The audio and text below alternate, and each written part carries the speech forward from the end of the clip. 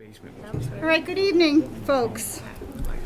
I'd like to welcome you here this evening. Tonight is our ZBA zoning board meeting. The last hearing we had was the night of the storm.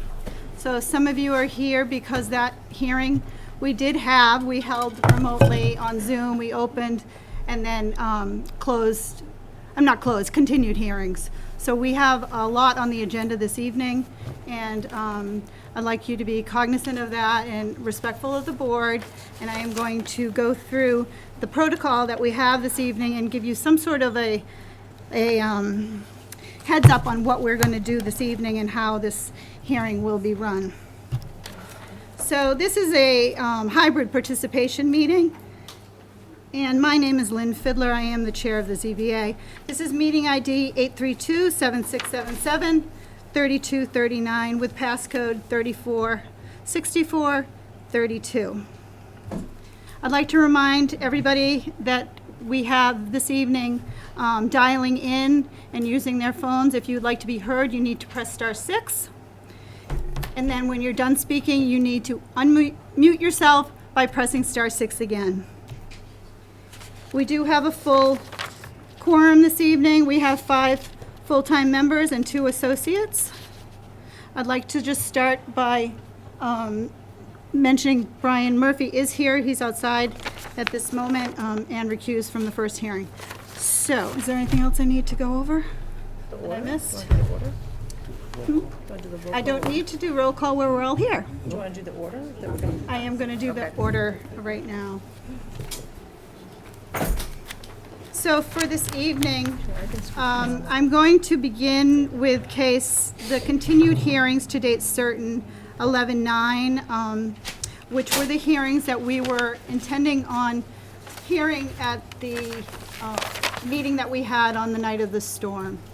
So you'll see we have 2176 Kevin McDonough, 2177 Judith Fish, 2178 Sean Connolly, and 2172A Kevin McNiff.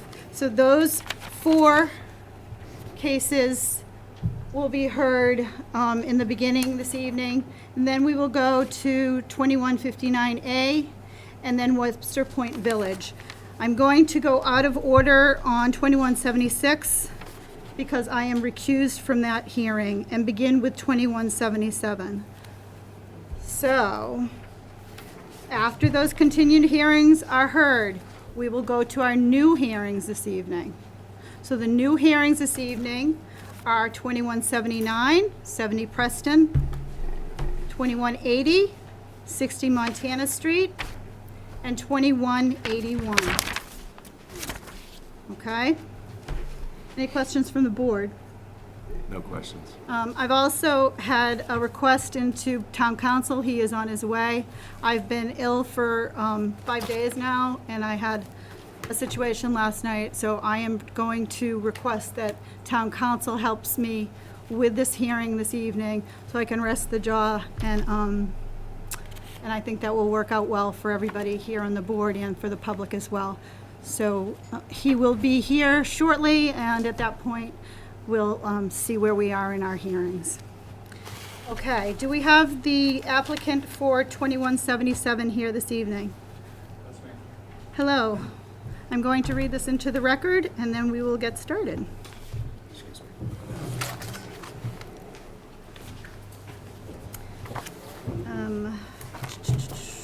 Does Brian want to come in for this? He's recused from the next one. Oh. I want to ask Brian if he wants to come in from this. Question?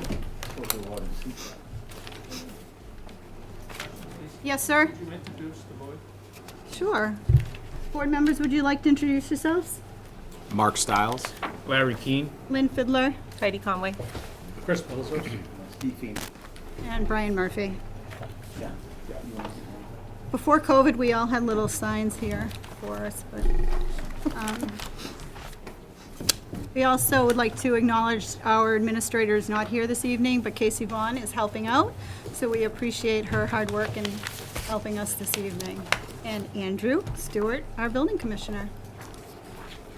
Okay. So, 2177 Judith Fish. The petitioner is seeking a special permit in accordance with 305-10.12 of the Marshfield Municipal Code to construct a 24-foot by 24-foot two-story addition with a two-car garage below and living space above, and a 7-foot 6-inch by 21-foot breezeway on the property located at 16 Carver Street, which is further identified on the assessor's maps as being on parcel K 050704 and is located in an R2 zoning district. So, if you would introduce yourself for the record, I'm Dick Rockwood. tell I'm us here. what you have planned. I'm here to represent Judy Fish on the garage addition. And the reason we're here is part of the house is non-conforming. It's kind of an odd-shaped lot. Whenever you're ready to look at the site plan.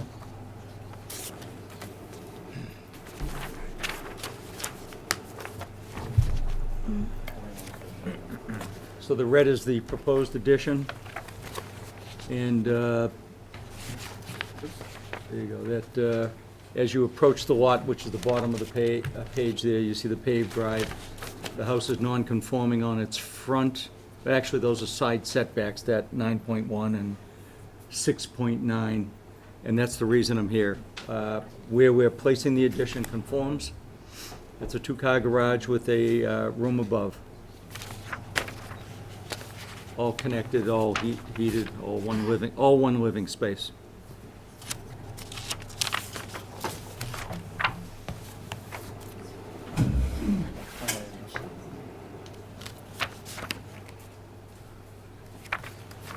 Planning board has been made aware of this project and had no comments. No comment.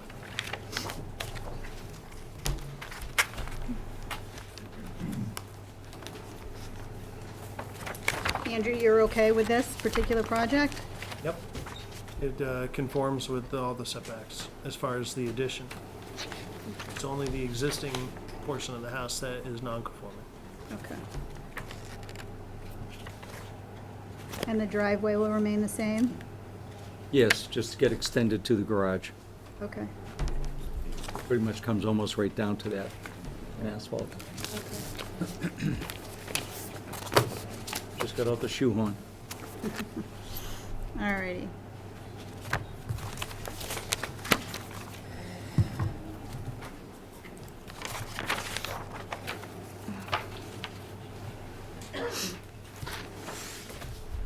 So, for us to approve 10.12, as the board is well aware, the criteria 1 through 10 must be met.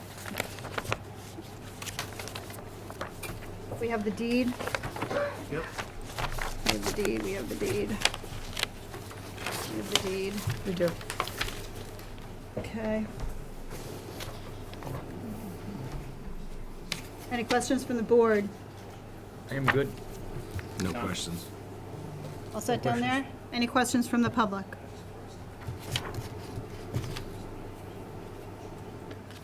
No questions from the public? I'd like to make a motion to grant the special permit, not endorsing the shed, as you'll see on that side setback. Any other conditions other than an as-built being required prior to occupancy and Certificate of occupancy? the certificate of occupancy? Anything else, folks? No? All right. I'd like to make a motion to close case 2177. Do I have a second? Second. Seconded by Heidi Conway.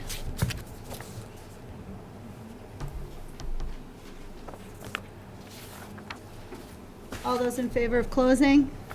Mark Stiles, aye. Larry Keane, aye. Lynn Fiddler, aye. Heidi Conway, aye.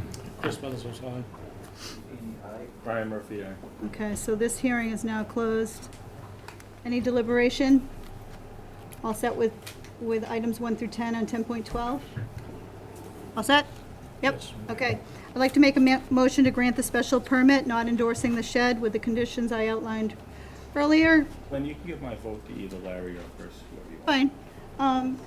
Larry, why don't you take his vote on this? So as you know, for a special permit, we need 4 of the 5 votes. Okay. All those in favor? Mark Stiles, aye. Larry Keane, aye. Lynn Fiddler, aye. Heidi Conway, aye. Steve Feeney, aye. Chris Belzos, Yeah, thank you. Yep. Okay.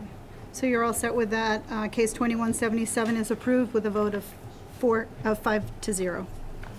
Thank you. Moving right ahead. Yeah, you're just gonna stay seated there, we're gonna, okay. We are into case 21-78, Sean Connolly. The petitioner is seeking a variance in accordance with 305-10.11 for relief from 305-11.09C6 and a special permit in accordance with 305-11.09 of the Marshfield Municipal Code to create an accessory apartment within the 26-foot by 36-foot addition to be constructed on the property located at 66 Sherman's Way, which is further identified on the assessor's maps as being on parcel D1102-50 and is located in an R1 zoning district. All right. Again, this is Dick Rockwood here for the applicant. Thank you. Oop. We're gonna start with the site plan. So our house conforms on this lot, and our addition is conforming. We're here just strictly for the variance to put in an accessory dwelling.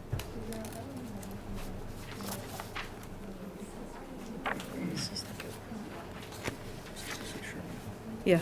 So our bylaws have changed in regards to the accessory apartments. I don't think it's back from the But AG they're yet. not It's not official yet yet. back. It's not back Understanding. from the AG yet, no. Okay. So we're Do on we the- know when that is going to occur, Andrew? 90 days. from 90 days from the date of town meeting? Well, that's the requirement. Okay. And then it's only effective until Attorney General approves and. And does it's their, Totally official. but sprinkles yeah, their, yeah. Or we should be good So I'm just writing the coattails of the until that. last three Exactly.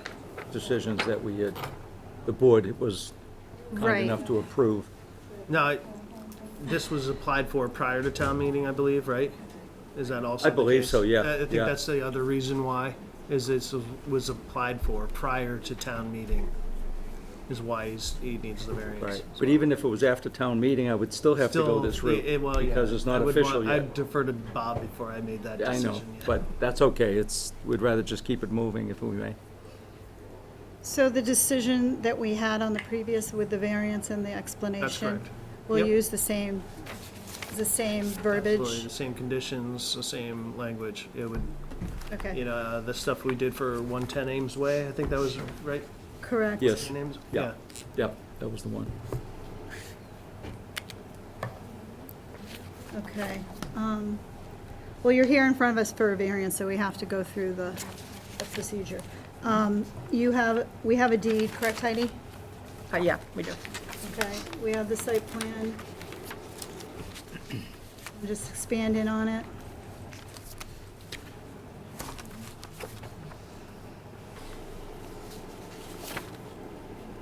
Thank you.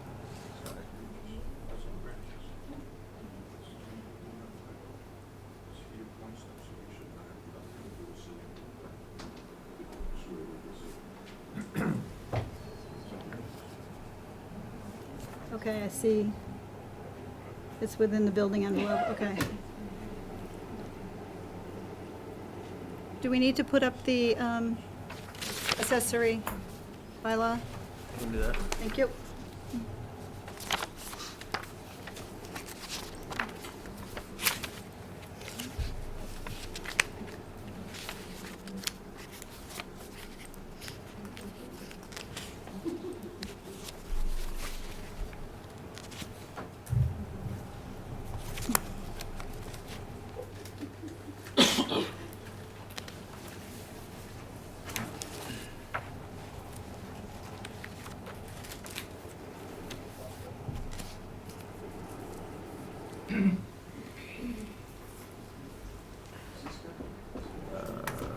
See it.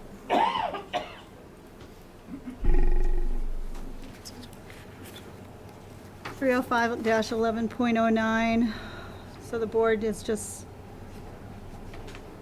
quickly go down these again, so we're reminded. It is less than, or no more than 40%, correct, Correct. Mr. Rocco? Correct.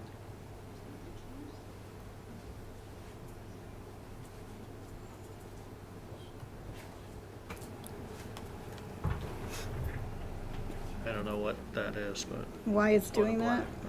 Okay. It has the appropriate amount of square feet for the lot? Yes. Thank you. I believe it's an R2.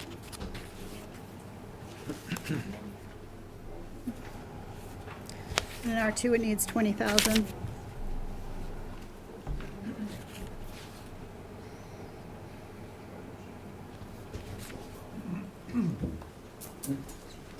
Okay. Understanding the recertification of the owner occupancy not later than January 31st of each year, your applicant He is understands. aware of the requirements. Okay. Any questions from the public? If you're dialing in, you need to press *6 to be heard. This is Sean Connolly, case 2178, 466 Sherman's Way. I hear crickets. Any questions, comments from the board? No questions. Okay, I'd like to make a motion to close this hearing. Do I have a second? Second. Second by Heidi. All those in favor of closing? Mark Stiles, aye. Larry Keane, aye. Lynn Fiddler, aye. Heidi Conway, aye. Chris Middlesex, aye. Steve Feeney, aye. And Brian Murphy is recused. So, Chris, you'll take this vote? Thank you. I would like to make a motion to grant the special permit, and then we'll go to the variance. Acknowledging that the the special permit, we will not be endorsing the shed that was on the site plan. In addition to that, you need the occupancy permit, the as-built, certificate of occupancy. Anything else, folks? We're on septic or sewer here? Oh, it's septic. Septic. Septic. Do you have to go to Board of Health? Nope. No? Okay. I'd like to make a motion to grant the special permit with the conditions I just outlined, and acknowledging that the board is in favor of the items 1 through 10 of our special permit 305-10.12. Do I have a second? Second. Second by Heidi Conway. All those in favor, special permit. Mark Stiles, aye. Larry Keane, aye. Lynn Fiddler, aye. Heidi Conway, aye. Chris Middlesex, aye. Steve Feeney, aye. Okay, and that's Chris is voting on that. This one. Special permit. Okay, I'd like to make a motion to grant the variance for case 2177. Acknowledging that the board will use the same criteria that we used on the previous decision. We're all aware of that as well, correct? I am. Okay.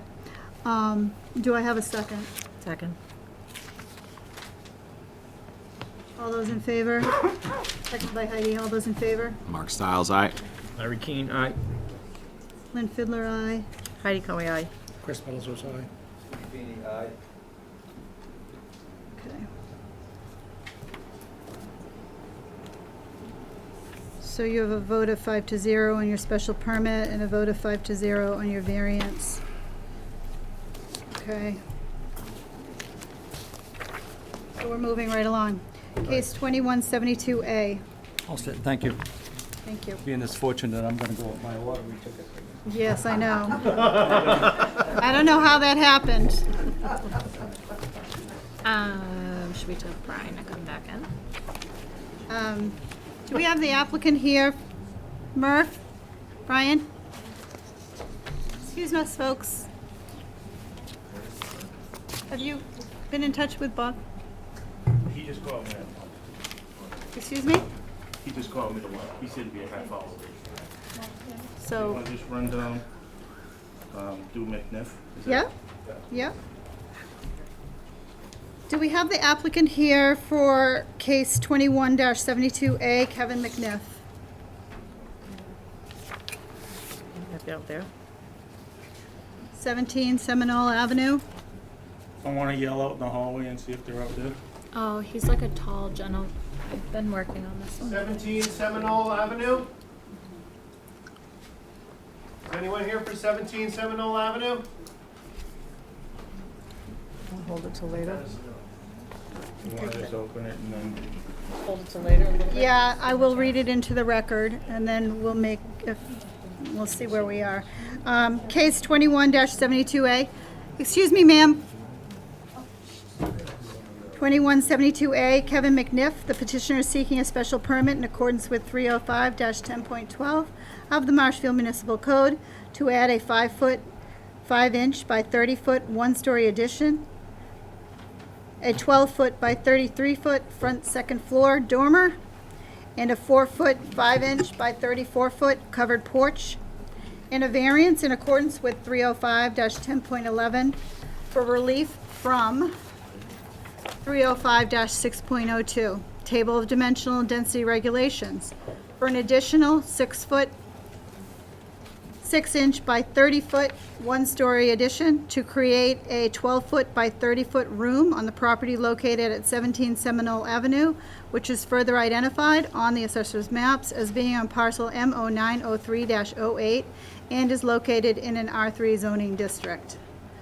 If you're dialing in, you need to press *6 to be heard. If you're attempting to reach us by Zoom,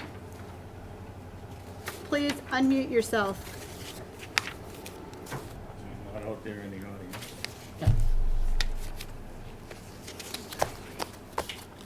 Is it Mike Kiley? Okay, so for this particular hearing, I will give this applicant the benefit of the doubt, and we have read it into the record, so towards the end of the hearing, if it's necessary, we will continue this to another date certain.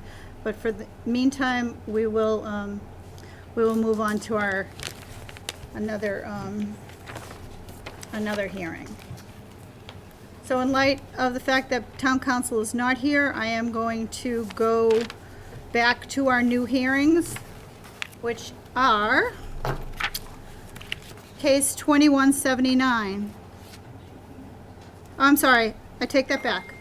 We are going to do 2176, and I am recused from that, and Brian Murphy will be your hearing officer.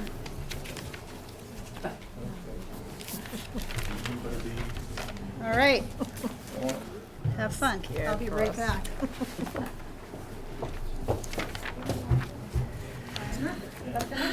Thank you. The applicant.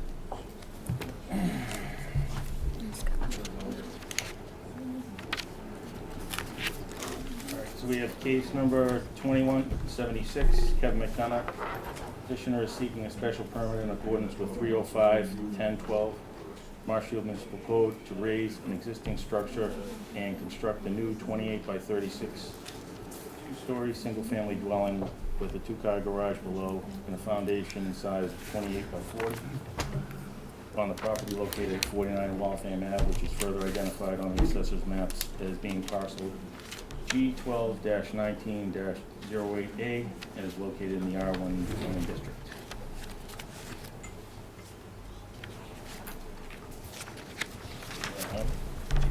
Go ahead. That's it. So we can hear from the applicant. Okay, by the application, all I'm looking to do is basically remove and replace the existing house that's on the lot right now. If you have the plot plan.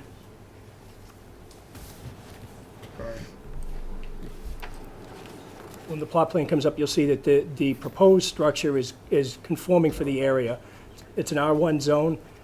Although the lot only has 21,000 square feet, it was an existing structure, and the new structure that we're replacing is going to fit within all the setbacks of the R1 zone.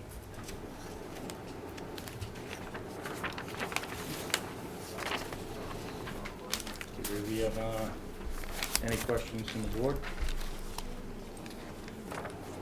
Any questions from the public? Seeing that there's none, I'm gonna move that we close 21-76 McDonough, 49 Waltham Ave. Do I have a second? Second. All in favor? Mark Styles, aye. Larry Keane, aye. Heidi Conley, aye. Chris Bellsos, aye. Steve Feeney, aye. Ryan Murphy, aye. And I'm gonna suggest that we approve this 21-76 under 305-1012. Do I have a second? Second. Any discussion? We'll approve it with, everyone is in agreement with 1 through 10 and 10-12? Good. Yes. Yes. All right, so all in favor? Mark Styles, aye. Larry Keane, aye. Heidi Conley, aye. Chris Bellsos, aye. This area really needs a rebirth. This area really needs a rebirth. Sure. All right, thank you. And this area is Thank you. Fun. Yell up, tell Lynn to come back in.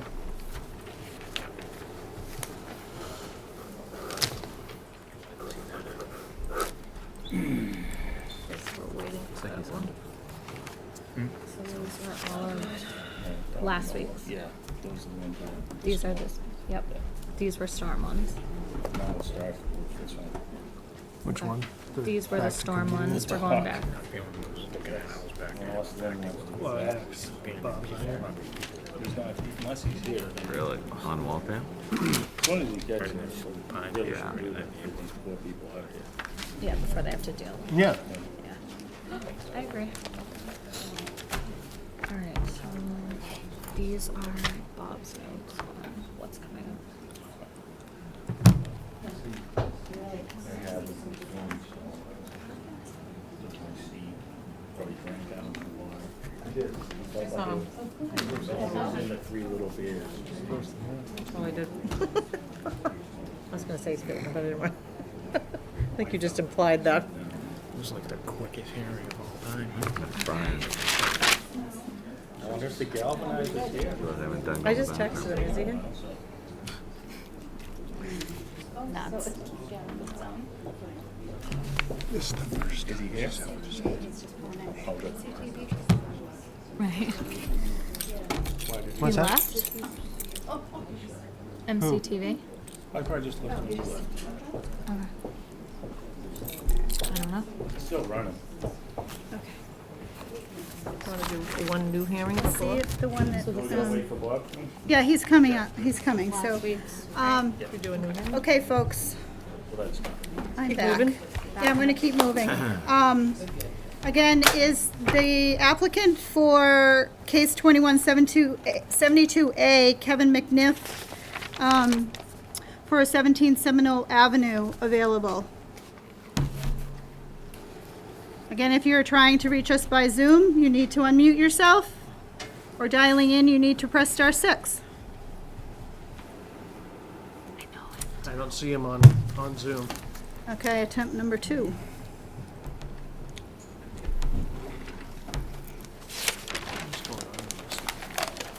Keeps going in black. I don't know what That it's was at for. 7:05, I made an attempt. The screen is. I just wait till the end. Yeah, okay.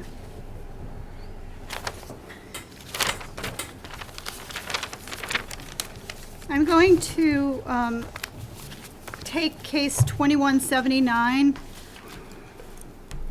Is the applicant here for 70 Preston Terrace?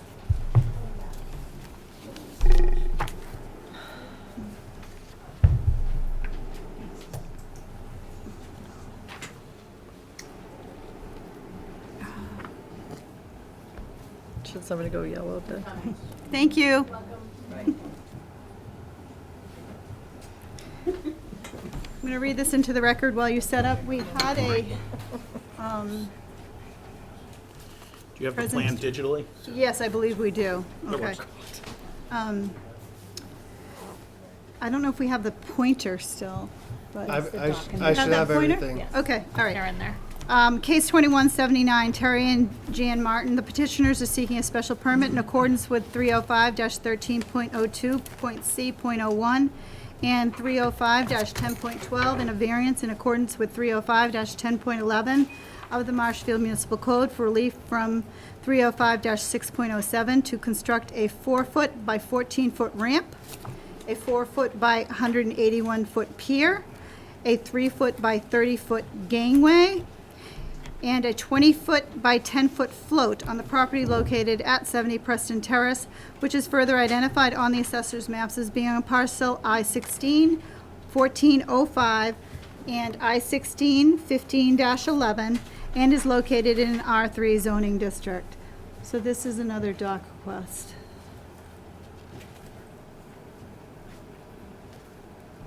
Okay. Dock conditions. Would you like to approach that? Maybe you could use the tip of a... Sure. Come up here, Bob. Wanted them up. Yeah, or if they're ready. If you go into the town hall drive eventually, Okay. it's like a set of. Floor is yours. I don't know what, I don't know why it keeps blacking out. I don't either.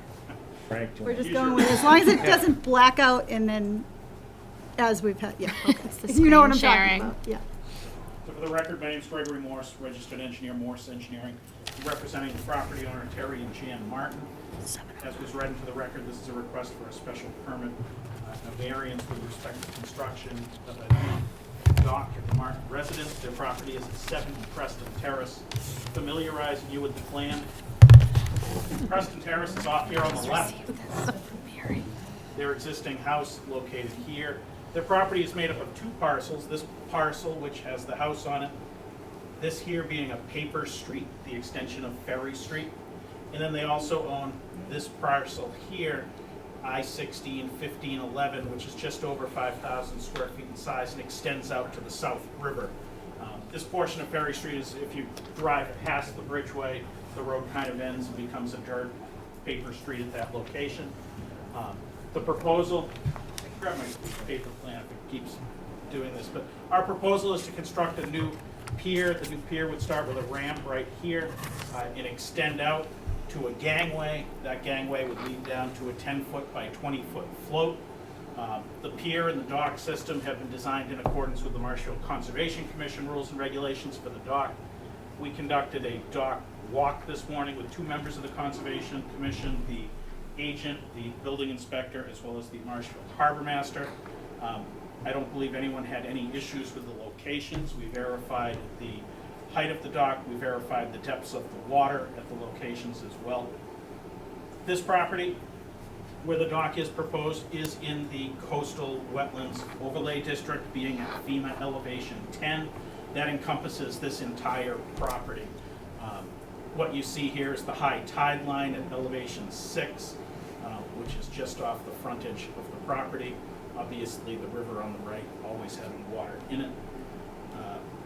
The variance request is with respect to the front yard setback for the dock and the rear yard setback as well. This rear yard would be the limit of the mean low water, which is at elevation -5 at this location. Obviously, the dock extends over that mean low water mark and out into the river. The town has granted similar special permits and variances on other properties up and down Preston Terrace and elsewhere in town. We'll turn it over to you. Would you repeat the front yard setback you just described? Sure, so the ramp at this location, we have it proposed at 5.5 feet off of the front lot line. Okay. Thank you.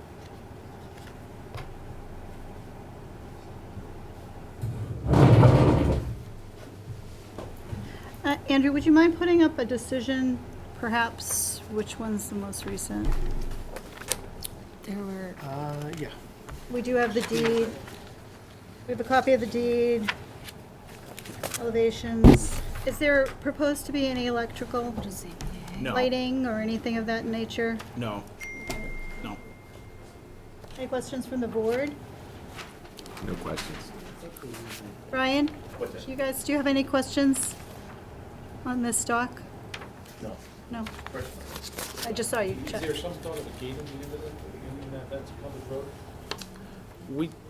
We aren't proposing one on the end. I mean, it could be added later on, maybe at some point if that was a problem, but I don't know that it's been a problem down there. We have encouraged that type of a gate. I know, for example, right across on the way towards the bridgeway on the right, it was several years ago.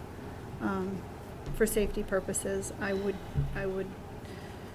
probably, we'll have a deliberation about it, but I would think that that would be a safety measure for the public and, I understood that's more than a reasonable request. okay. No, you said the harbor master did visit the site today?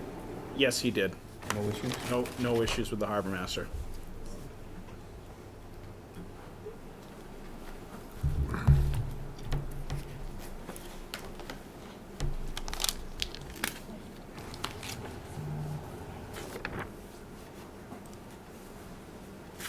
Was there any order of conditions from the conservation at all, did you say? It's I'm been sorry. applied for, but it hasn't been issued yet.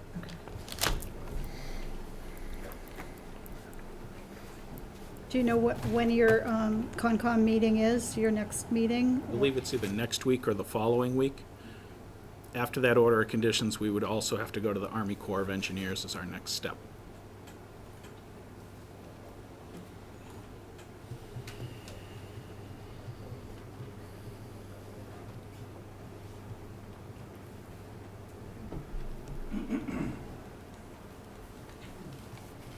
In the watershed? Is that part of it as well? No, I don't think there's a watershed. Okay. Okay, so if you would take a look at a previous decision that the board, I know, what is going on? I've asked IT what's going on. They don't know. I'm just grateful we have the screen. Can we go scroll up, Andrew? Okay. All right, there we go. Oop, hold tight. So if you wouldn't mind, the board's very familiar with each of these conditions.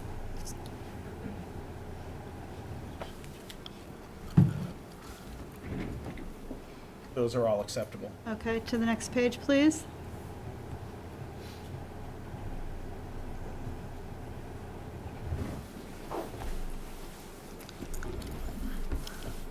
Those are all acceptable. Okay. Alrighty. Are there any questions or comments from the public? Again, if you're dialing in, press star 6. Or if you're zooming in, unmute yourself. Which one were these from? Marginal. Alrighty. These were from Getting crickets. Marginal. So I'd like to make a motion to close case 2179. Do I have a second? Second. Mark Stiles has seconded. All those in favor of closing? Styles, aye. Larry Keane, aye. Lynn Fiddler, aye. Heidi Conway, aye. Ryan Murphy, aye. Alrighty, so this hearing is now closed. I'd like to You know, so it should. acknowledge to the board that the special permit and the items 10.12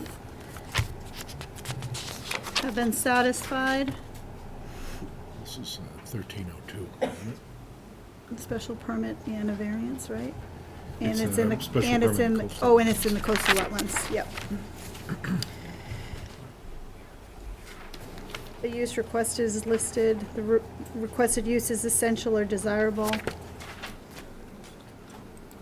Not create undue traffic congestion, requested use will not overload any public water drainage or sewer system or any municipal system to such an extent that the requested use or any developed use in the immediate area or in other areas of the town will be unduly subjected to hazards affecting health, safety, or general welfare. Any special regulations for the use set forth in Article 11 are fulfilled. The requested use will not impair the integrity, character, or district or adjoining zones, nor be detrimental to the health, morals, or welfare. Alrighty. So the full-time members will be voting on this. Well, now I'm gonna give my vote away again. You'd like to give your vote away?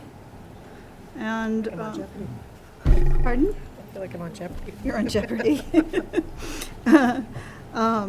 So it would be your vote Okay. to work on us, on this with us.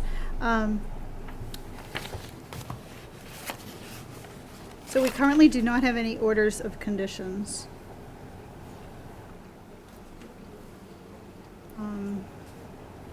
But the decision, No pending? this decision could reflect those orders or conservations. You would have to comply with any orders of conditions issued by the Marshfield Conservation Commission.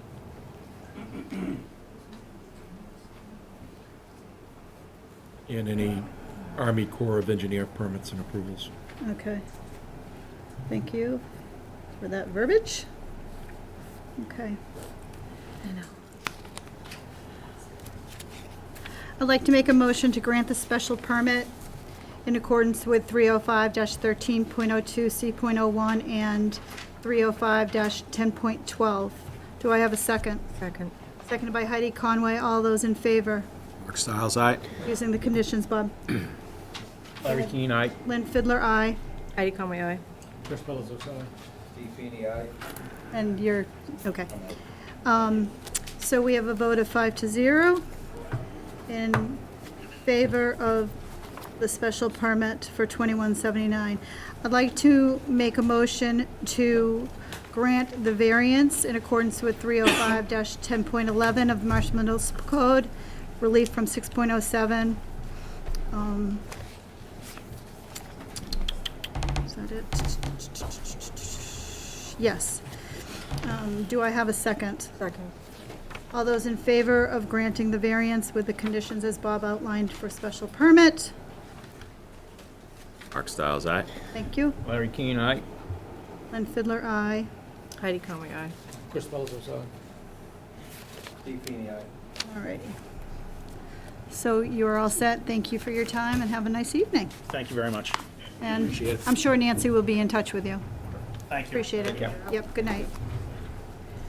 So this is where we've done You're on all Z- these. Zeta. We have this one and this one, and then we have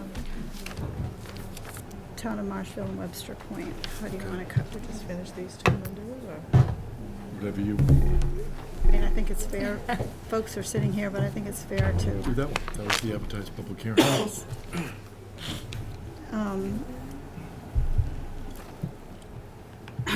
sorry. Do we have the applicant for case 2180, Mohammed Ziadin? Yeah, he's here. Hi, take a seat, please. I don't know. Hello, how are you? Good, how we doing? I'm going to read this into the record. 2180, Mohammed Zaidin? Zidan. Zidan. The petitioner is seeking a variance in accordance with 305-10.11 for relief from 305-6.01 and 305-6.10, applicability of dimensional and density regulations and the table of dimensional and density regulations, and a special permit in accordance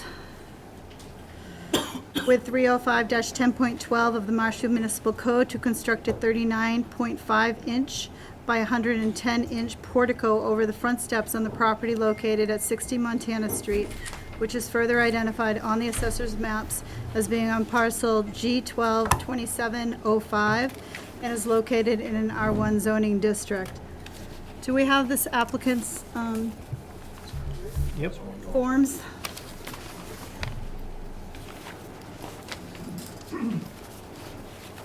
Andrew, are you familiar with this project? I am. Sorry. Lynn? Yes. Did you read Bob's notes? I have it here. I haven't gotten that far yet. I have. Well, actually, let me take it. Thanks. Sorry. Would you like to explain to us, while he's doing that, what's gone on this project? So when I moved to my house, everything was fine. But one day my daughter was going to the house and it was raining. She fell on her back, so she in pain for 3 days. And I thought it's better for me to do something, but I have no idea about the rules. So I just called someone to do it. Then I figured out there's rules I have to follow. Then I came back over here as soon as they asked me. Okay. So when I came here, I processed everything they asked me to do. But the whole reason I did is because my daughter fell off on her back. She almost broke the back. Like the rain goes inside the house when we open the door, so it goes inside the house. I thought if I do something that will cover it. So they can stay under it, open the door, get in. That's the whole point. I can help explain. This isn't Yes, if you after the would. fact. This isn't after the fact. He has a previously non-conforming situation, and they put this little portico addition on over their steps to provide them with a safe way to then enter their house because of the injury that his daughter sustained. And so the reason he has to come to ZBA is because the non-conforming aspect of his house, so that's what he's seeking relief for. So is his application completely filled out and we have everything? Application is complete, we have a deed. We have been working with Mr. Zedin about the, the house and the construction of it. Everything is, was constructed correctly. And it is something that we have granted in the past for plenty of places to create a little alcove walkway to protect themselves as they come in. So, but it is something that was constructed without a permit, and it is an after-the-fact request. Is it creating a more non-conforming situation? It is, but it is something that is allowed with Belalta through a special permit because it's an existing nonconformity. What's the nonconformity? What's the Front nonconformity? setback Oh, okay. and the lot size. So how big is it though? How many feet does it come up? Sorry. It just comes over the steps. Do you have any pictures of what was actually constructed there, of what's there now? It's just over the slab, Andrew? It's just right over those steps that walk in. So is it 4 feet or under 4 feet? It projects 55 inches out, I think, or actually no, for like 3 feet out, right? Yeah. Projects 3 feet out. So the landing is 3 feet, Yeah, he's really looking for a It's just on the variance of 1 steps. foot. a variance of 1 1 foot. foot. Yeah. Yeah. But not even that. That doesn't. It's it's a special permit because it's already nonconformity. So it's just an extension of the nonconformity. And with like under Belalta, that's why we allowed the special permit.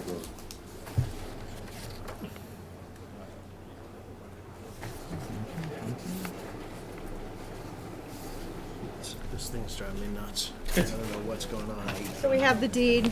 John, I mean, IT just told me they think that our meetings are cursed. We are. Always have. Is that what he thinks? Shocking. That our meetings are cursed? I blame the That's what selectmen. IT is They're telling me, so. That's the official ruling. I don't know what to do beyond that, I'm sorry. Well, as long as we can keep the If I ball could fix it with rolling, a we're hammer fine. and nails, I would, believe me. We'll keep the ball rolling. Well, So, if you keep it in sync with you blinking, it works. is this in the Water Resource Protection District? You know, I it's in Silver Pines. will find out. Thank you.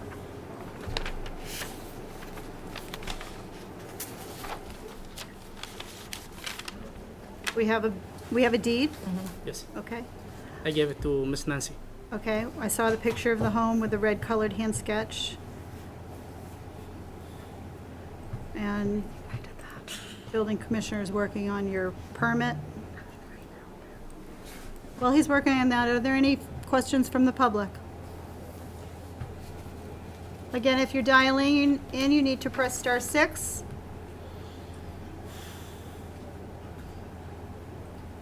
Okay,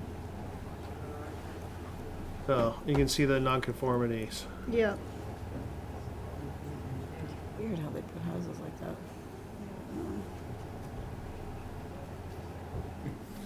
I drove by and the walls that have It been, is in the WRPD. it is in the WRPD. So what do we, it has to, we're okay. The activity isn't that would, it's a by right activity in the WRPD. It's not one that requires The a special decision will permit from the reflect that planning it's in the board. Yep. WRPD. The Okay, decision should reflect that. okay. Any questions from the board? There were no questions from the public. Okay. So where we're here for a variance, I don't How think do I it's propose? denied as moot, right? Is there a need for the variance? I actually, I thought we were here for a special permit, but, It was identified as requiring a variance and a special permit. all right, yeah. So the variance was for 10.11 and 6.01 and 6.10. So we will close this and then we will work towards what we need to do. I'd like to make a motion to close case 2180. Do I have a second? Second. Second by Heidi Conway. All those in favor of closing? Mark Stiles, aye. Larry Keane, aye. Lynn Fiddler, aye. Heidi Conway, aye. Chris Fellows, aye. Steve Feeney, aye. Brian Murphy, aye. Alrighty, so Same this, thing, Lynn, I'm gonna give my vote away. okay, so this vote will go to Chris. So case 2180 is closed. We are going to deny the variance as requested as moot. Do I have a second? Second. All those in favor? Mark Stiles, aye. Larry Keane, aye. And Fiddler, aye? Heidi Conway, aye. Chris Fellows, aye. Okay.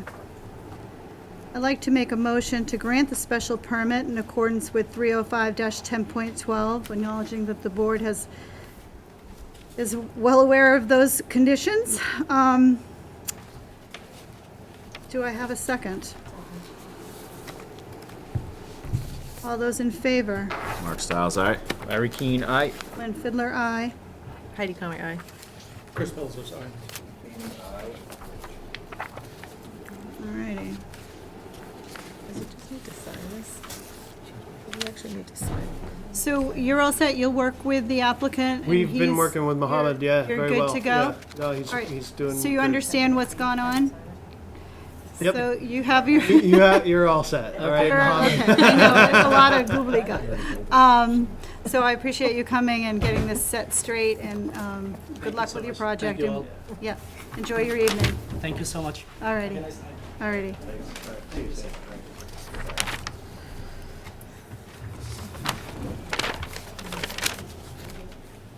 Look on that one, right?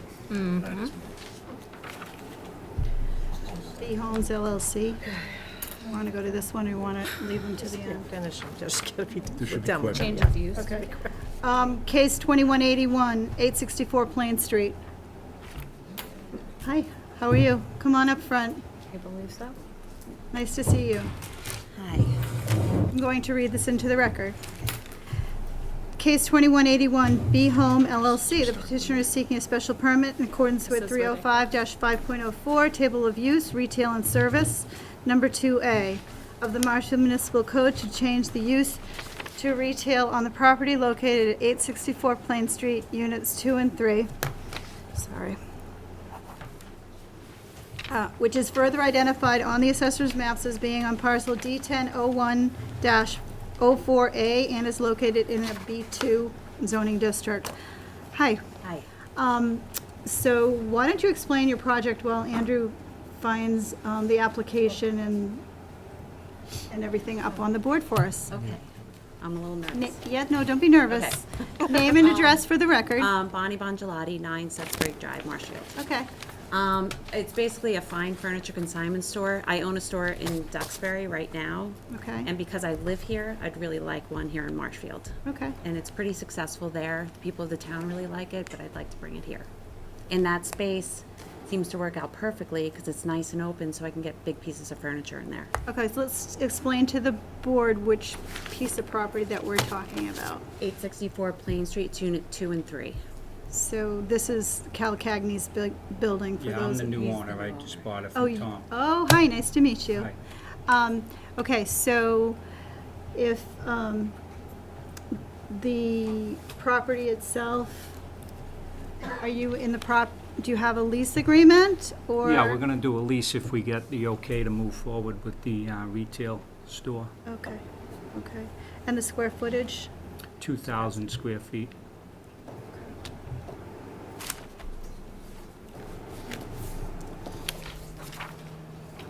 Are you changing the front of the building? No.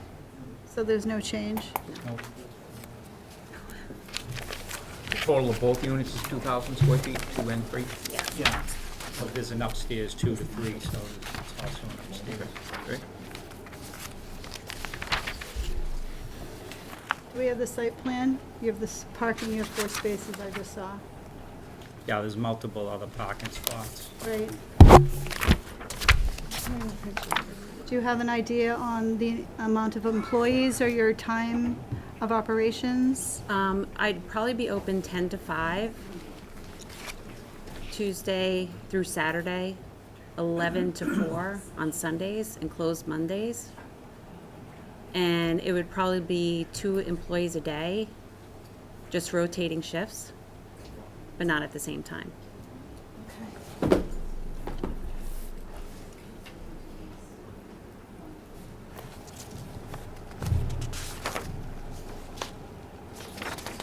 Any questions from the board? No questions. Oh, I'm good. Those lovely ladies from Duxbury coming over. Are those lovely employees you have from Duxbury coming over? They're very sweet. So we're here for a special permit change of use. So the use requested is listed in the table of use regulations. The requested use is essential or desirable to the public convenience or welfare. The requested use will not create undue traffic congestion or unduly impair pedestrian safety. The requested use will not overload any public water drainage or sewage systems or any other municipal systems to such an extent that the requested use or any developed use in the immediate area or in any other area of the town will be unduly subjected to hazards affecting health, safety, or the general welfare. Any special regulations for the use set forth in Article 11 are fulfilled, and the requested use will not impair the integrity or character of the district or the adjoining zones, nor be detrimental to the health, morals, or welfare. Is the board acceptable to those terms? We're all good? Good? Yeah. All righty. Any questions from the public? If you're dialing in, again, press *6.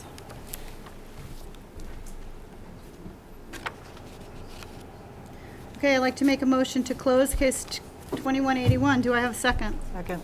Second by Heidi Conway. All those in favor of closing? Mark Stiles, aye. Larry Keane, aye. Lynn Fiddler, aye. Heidi Conway, aye. Chris Miller's also Ryan Murphy, aye. All right, this hearing is now closed. Same thing when I'm gonna give my vote away. Okay. Special permit, any conditions? We're in deliberation. She identified the hours of operation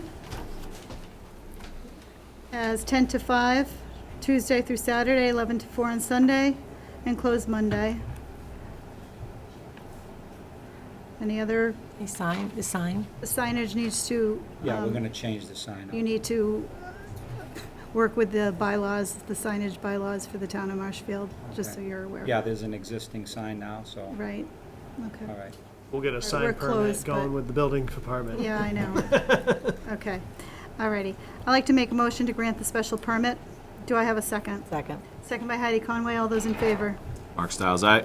Larry Keane, aye. Lynn Fiddler, aye. Heidi Conway, aye. Chris Miller's also aye. Steve Feeney, aye. Okay. So you're all set. Good luck. Thank you. Good luck. I hope you stop by. Thank you.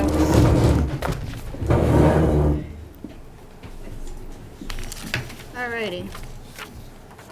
So folks, do we need to stretch or do you want to get right to it? It's currently 7:35.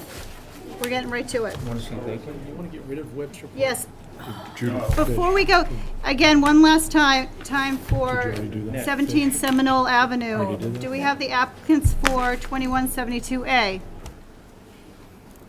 I want to yell in the hallway. Somebody want to yell out in the hallway, case 2172A? Big Nip. 17 Seminole Avenue here. Bueller? That seems weird. It is strange. All right, I'd like to give them the benefit of the doubt and continue that case. So that's case 2172A. I'd like to make a motion to continue 2172A, Kevin McNiff, for 17 Seminole Avenue. Do I have a second? Second. Second by Heidi Conway. We're going to continue that to... I knew I was going to have to ask you. The November 23rd? Yes, meeting? we have 5 hearings on that date. Is that correct? Only 2 right now. Okay. So we're gonna continue it to November, say that again, 23rd. 23rd. At 6:30. At 6:30 certain. Do I have a second? Second. Second by Heidi Conway, all those in favor? Mark Stiles? Mark Stiles, aye. Larry Keane, aye. Lynn Fiddler, aye. Heidi Conway, aye. Screen share. Feeney, aye. Brian Murphy, aye. Alrighty. You should do Webster. That'll be quicker. Yeah, can you help me with that, please? My jaw is killing me. Can you restart that? I saw it. I'm gonna reset the TV real quick. Yes, please. So I mentioned in the beginning that Town Council Bob Galvin would be here to assist me in this hearing and any hearings. So we have Webster Point, and then this is a 40B. And I haven't read this into the record, and we did continue it. But I'm going to ask Attorney Galvin to be the hearing officer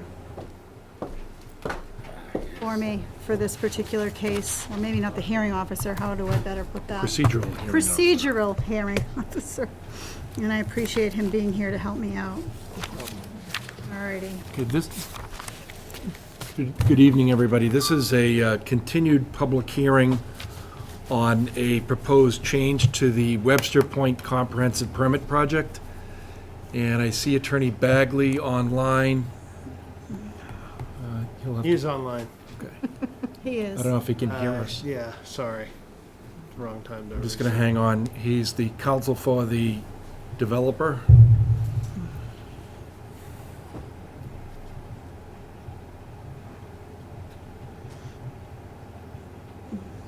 Well, that's new. Yeah, that's different.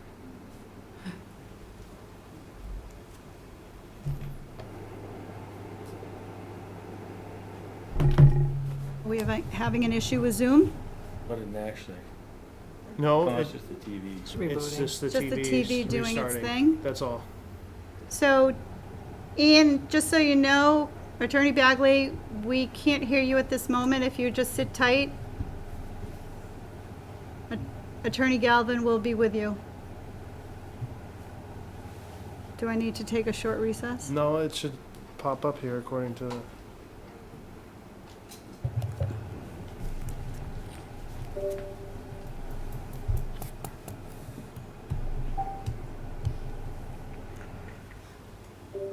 It was on one before, I think. Yeah, no.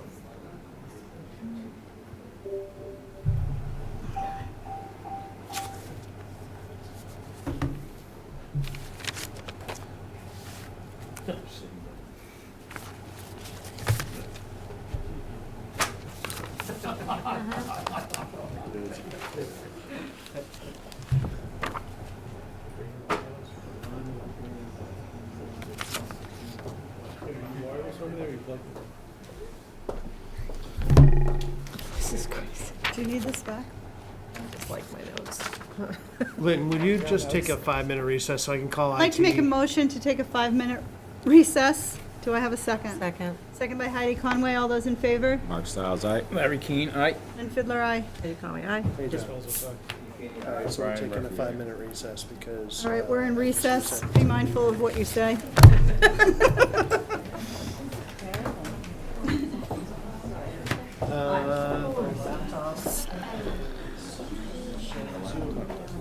Idea why No, it's just the TV. anybody else has problems. It must be like an HDMI cord, or like something like that. Some sort of cord.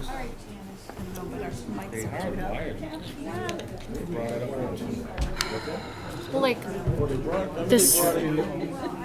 Well, the screen doesn't glitch. It's just that screen.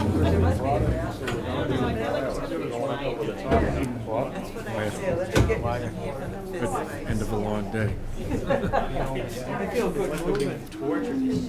I think it's that computer.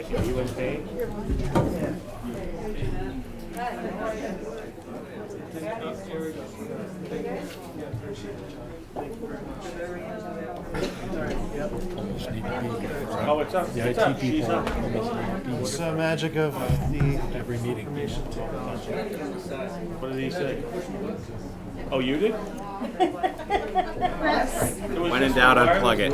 Oh, Chris. We're so I knew it was grateful. the TV. Were you on the AV squad back in the day? There you go. The skill set. Is that literally? I pushed them all in, it seems to have come off, so. Well, I pulled it out when we started, I was trying to get out of it. Want me to hop So back they just at wiggle this? the wire. I think we're good now. Minutes? I think we've got it set. Make sure it just has a working cord. Well, Sorry let's see, about that. let's see if we can get Attorney Bagley on, and then we'll open up. There, I think. Here he is. Can he hear our voice, or mainly Bob Galvin's voice? He's unmuted. Yeah, we can got him. We got him. Hello. We got you, Ian. You can hear me? Yep. We can. Oh, great. Okay. Hear you. All right, very good. I need to bring the meeting back to order.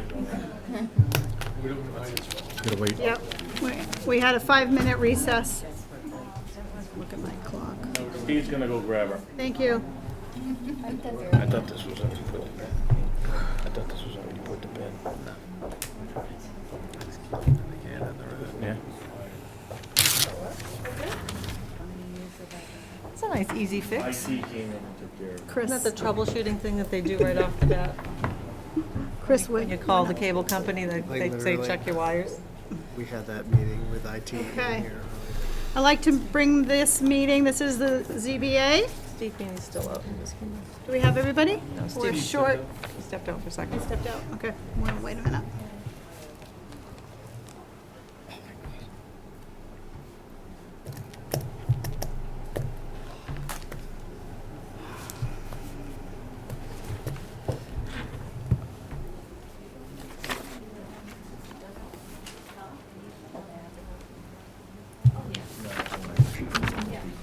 Oh, you already have everything you need. You don't need this in front of you.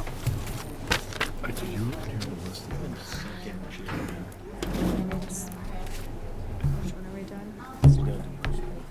Oh,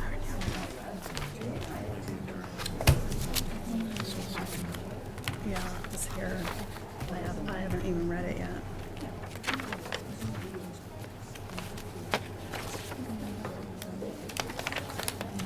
That's why.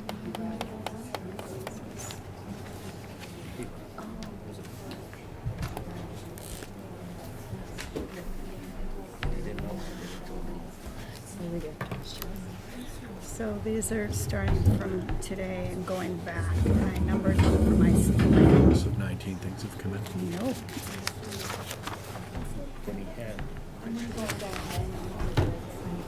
There are, keep going back. Mr. Cusick had 3 different submissions, so I did it 3. And then 54, I had the application original. That was just my notes about. So you I'll can read take into the that. record what is coming. There's a lot there. Freaks me out every time you say that.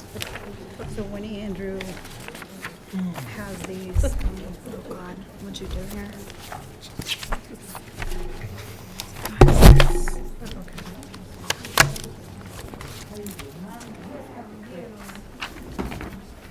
And that list has not been verified by Nancy. That's my own personal list.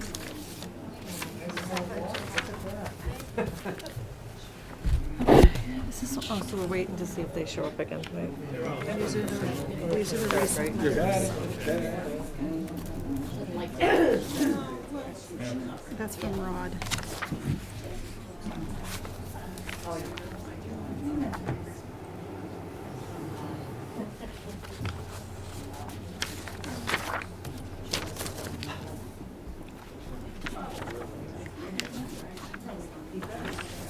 This is the revised application. These are my notes.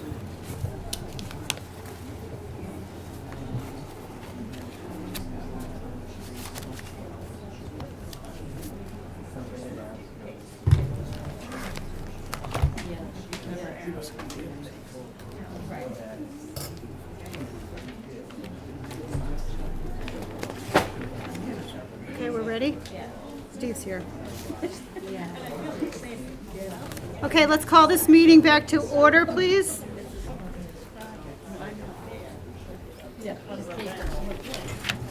Okay, folks, are you good? Andrew? Yep.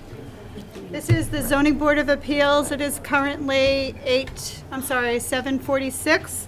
We had a short recess to deal with a technical difficulty, and it appears that we are now back online and able to conduct business.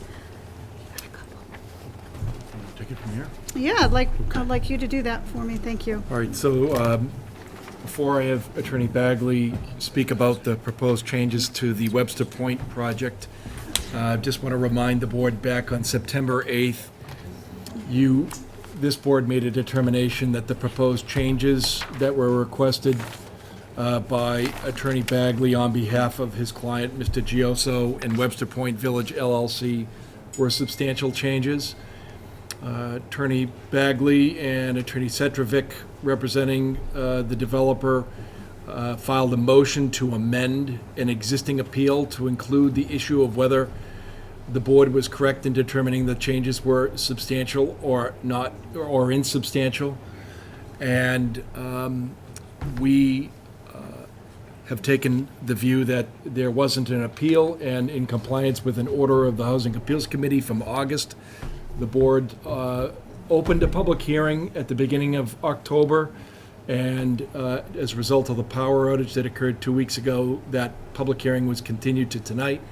And Attorney Bagley is here on behalf of the developer Webster Point Village LLC and is going to explain the basis for his request that the board approve substantial changes to the comprehensive permit. Why don't you take it from here, Attorney Bagley? Just identify yourself and who you represent, and take it from here.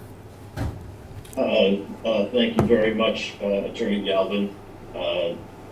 As was just said, my name is Ian Bagley. I'm an attorney representing Webster Point Village LLC, which is the developer of this project, for which a comprehensive permit has issued under Chapter 40B. This is a project that includes 16 homes, is expected to include 16 homes in Duxbury and 24 in Marshfield. When the project was approved, and I do not wish to give a comprehensive history of the approval process for this project because it has been going on for a long time, but to explain the context that's necessary to understand our request, the comprehensive permit requires as a condition that Webster Point Village grant and record a conservation restriction. This was intended as a buffer zone to protect a certain portion of the property around the perimeter from disturbance in perpetuity. At the time, it was understood that the developer would satisfy that condition by granting the conservation restriction to the Marshfield Conservation Commission. However, after the permit issued, when Webster Point Village went to the Marshfield Conservation Commission, and I should say also, and the Duxbury Conservation Commission, both conservation commissions were contemplated to be the grantee of the CR that was required by this condition, because the project includes development in both towns. But the Marshfield Conservation Commission and the Duxbury Conservation Commission both said no, they declined. And at that point, Webster Point Village made substantial efforts to try to find another qualified entity to be grantee of this conservation restriction, and could not. Again and again, we heard from potential grantees that this property is not really appropriate for a conservation restriction. It's long, fragmented. It's not near other conservation land. Monitoring would be extremely difficult because it's close to development. It just doesn't make sense as a conservation restriction. That said, Webster Point Village would gladly grant the conservation restriction to the conservation commissions and then satisfy the condition as was originally contemplated, and then we can all move on. But since we've been unable to, since we have found that it is impossible to satisfy this condition because of the nature of the property, we have no choice but to request that that condition be removed.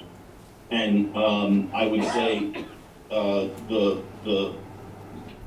as part of the project, a permit has been issued by the Massachusetts Division of Fisheries and Wildlife, and this permit requires that Webster Point Village record a conservation restriction. There's been a lot of discussion of it as a declaration of restriction, suggesting that it's less permanent than a conservation restriction. But if you look at the conservation, if you look at the encumbrance that is required by the CNM permit, it is a conservation restriction, and it protects the very same area in the very same way. So even if this is removed, it won't have any practical effect. So, so anyway, that's the logic that brings us here today. We feel that this is this condition. We were happy. I mean, we agreed to it at the time when it was issued, because we believed that we could satisfy the condition by granting the conservation restriction to the Conservation Commission. But now that that's not going to work, and we can't find any other way to do it, that's why we're here, and we're asking that it be removed. We are, as we've said, we understand that that restricted area that would be protected by this conservation restriction should remain undisturbed in perpetuity. Webster Point Village has no opposition to that, and the problem, the difficulty that Webster Point Village is facing has nothing to do with trying to disturb that property or trying to avoid any restriction on the use of that property. The issue is just that we cannot effectuate that, we cannot satisfy that condition for reasons that are beyond our control. It's just not, it's not working. So I believe that Mr. Gioso, Frank Gioso, is also here, and I may be asking him if you have any specific technical questions. I may ask for his input, but that's it. And I think that in terms of the specifics, I went through a lot of this at the hearing on the substantiality of the request, and so I'm inclined to stop. So, but if you have any questions, please. Attorney Bagley, can you just tell me what condition or conditions in the comprehensive permit, in your view, need to change so that the board can look at those conditions? So that there is a condition of the permit that was issued in Marshfield that that the developer record a conservation restriction. I was more thinking about what number of the condition, not the condition itself. I don't have that in front of me. Is it within your 74 pages that you submitted in the original request for insubstantial versus substantial? I believe there is a reference in there to the number of the condition, but the issue is that we can't record the condition, and it could be in, you could, I mean, I guess I'm not sure what is the ZBA not aware, does the ZBA not know where it is? No, I was just asking, so, I mean, some of the members on the board now were not on the board then, and so they could go to the specific condition and read it. I wanted you to identify it. It wasn't a trick question or anything like that, but because they weren't on the board at the time, I thought it might make sense for you to tell us which condition it was. I understand the substance of what you're looking to do. So does anybody on the board have any questions of Attorney Bagley on behalf of Webster Point Village? I have a question. Have you made any progress since the last time you were in front of this board? As far as finding a grantor? We have not made any subsequent efforts since then, because we've made all the efforts previously. When we made the request to the HAC, and then again made the request to you to eliminate the condition, it's because we believe we have exhausted our efforts. There are no there are no other potential viable grantees that we are aware of that might, we don't believe that any more progress is possible. Do you have any other instance that you can show of this being a problem for any other developer? I guess the question is, has the Conservation Commission, have we had an instance where a municipal zoning board is requiring that a developer record and grant a conservation restriction to a Conservation Commission, but then the Conservation Commission declines? That's a very unusual situation. I don't know why. I don't know whether the Marshfield Zoning Board asked the Conservation Commission to be grantee of the restriction, and then the Conservation Commission said no, or whether the Conservation Commission was unaware. I mean, it's a very unusual circumstance. The Conservation Commissions accept these as a matter of course, it's my understanding. So in this instance, the Conservation Commission declined. I'm not aware of any other situation like this. Mr. Begley, is it fair to say that the condition wasn't that the Conservation Commission take the restriction, but rather you find someone to take it? Is that fair? It was contemplated at the time that the conservation restriction would be granted to the Marshfield Conservation Commission.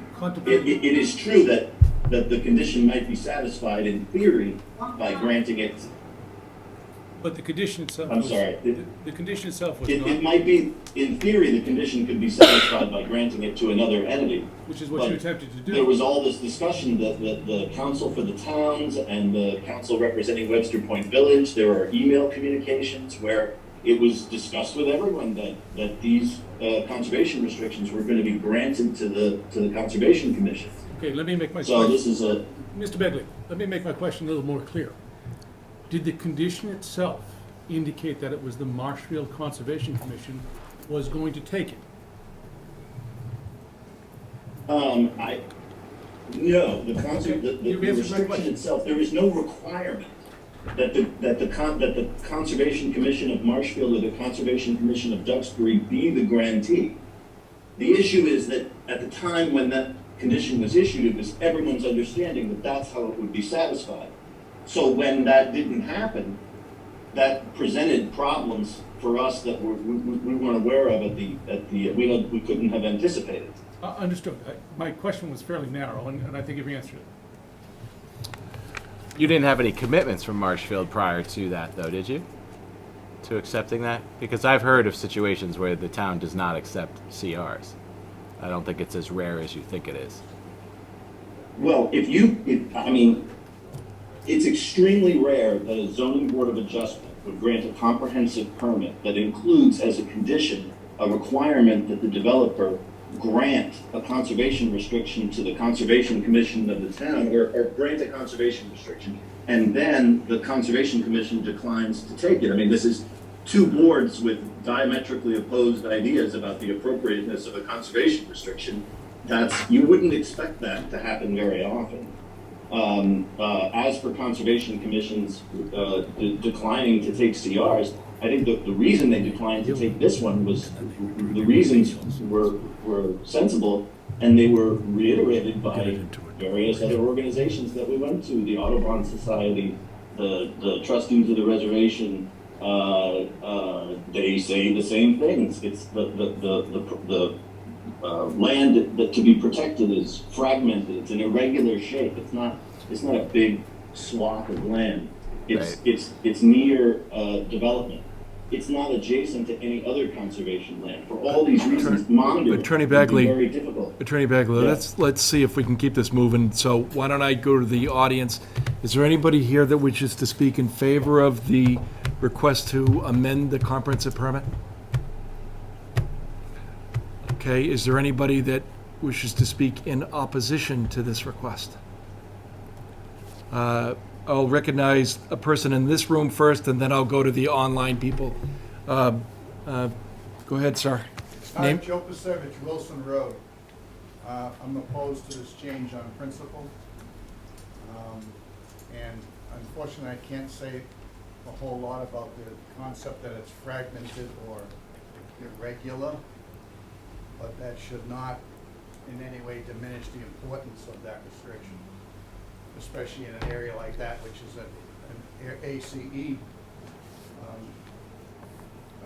area of critical concern. And who's to say you are going to preclude future conservation restrictions adjacent to that? That could be the seed or the base for additional conservation restrictions. Thank you. Anybody else? I have a question. Yep, go ahead, ma'am, name and address. Carol Gage, 74 Leland Road. All right, can you hear that, Attorney Bagley? Carol Gates? Carol Gage. I can now, thank you. 74 Leland Road, and I want to know, is that, I know 40Bs don't have to follow all of the rules of, that everybody else has to follow, and I'm trying to find out, are we in the floodplain? Are you able to answer that question, Attorney Bagley? No, not off the top of my head. Andrew, do you know if this property's in the floodplain? They're not in the floodplain. This is not in the floodplain. Anybody else? Going online, I see Attorney Murphy. Yep, Attorney Mr. Murphy online?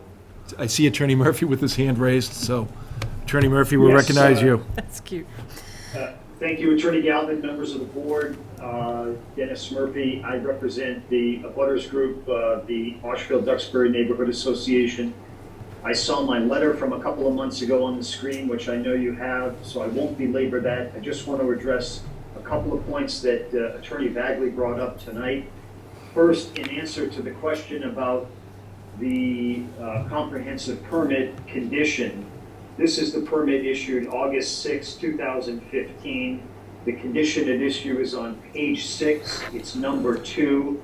It's only 9 lines long. I won't read it to you, but the words Marshfield Conservation Commission do not appear in the condition. In addition to what's stated in my letter, Attorney Bagley referenced the conservation management permit by the Division of Fisheries and Wildlife. This is a recorded permit, and there's along with it a declaration of restriction. And I want to just explain, you can take advice, legal advice from your own town council, but there is a critical legal difference between a declaration of restriction and a restrictive covenant. And just to be clear, what has been done by Fish and Wildlife is a declaration of restriction. I have the document right here. I'd be happy to submit it. I think you probably already have it. What the condition requires is a conservation restriction under General Law, Chapter 184. That is a different legal, more sacrosanct, more perpetual restriction than the one at issue in the Division Fish and Wildlife permit. So that is a critical distinction. The argument that the natural heritage restriction somehow covers this is legally insufficient. So on that basis, I would suggest that that doesn't cover it. More to the point, this was adopted into your permit as part of a negotiated settlement agreement between my clients and the applicant, going all the way back to 2003 or 4, when the original permit from the board had an exclusion for the removal of sand and gravel. And the deal, I don't usually talk about the deal that gets made in settlement, but this has been put at issue in this case. The deal was the neighborhood would drop its opposition to the sand and gravel condition, and in exchange, protect the land that abuts their homes that they cared about in a CR. That was the deal, that was the settlement, that was eventually incorporated into your permit. The sand and gravel exclusion was removed, and this condition was put in there instead. And unless the parties want to revisit their settlement agreement, and they haven't, then I ask the board to please honor the deal that was made for my clients to protect their neighborhood. Thank you. Okay. Is there anybody else that wishes to speak in opposition to the request to modify the special permit, comprehensive permit. Okay, Attorney Bagley, do you wish to respond to anything that Attorney Murphy said? I think that we have a disagreement over whether the encumbrance required by the CNM permit is a conservation restriction under the statute. I disagree with him about that. Anything else by anybody? All right, at this point, I think it's appropriate to close the public hearing on this, unless anybody else has any objections. No? All right, so take a roll call vote. Mr. Stiles? We're voting on Close the- closing. Close the Do you need public a hearing? second? Mark Stiles, aye. Larry Keane, aye. And Fiddler, aye. Heidi Conway, aye. Chris Moses, aye. Brian Murphy, aye. Okay, so the public hearing's closed. Does the board want to deliberate on this right now, or you want to take it under advisement? There are some time. I'd like to take it to Take the it. next hearing, Okay. if that's okay. I'd like some I- time to review. Okay. Okay. All right, so this should be added onto the next agenda for deliberation. So is that the 23rd? That would be the 23rd. So Attorney Murphy, Attorney Bagley, the board will debate this and make a decision on the 23rd of November. Okay? Thank you. Okay, good night. Good night. Thank you. Yep. You're gonna keep going for me, right? I will. Thank you. Just ask me to do it again. Okay. Where's the list here? All right, so we are now finally at case 2159A. And this is Joseph Drybeck Way.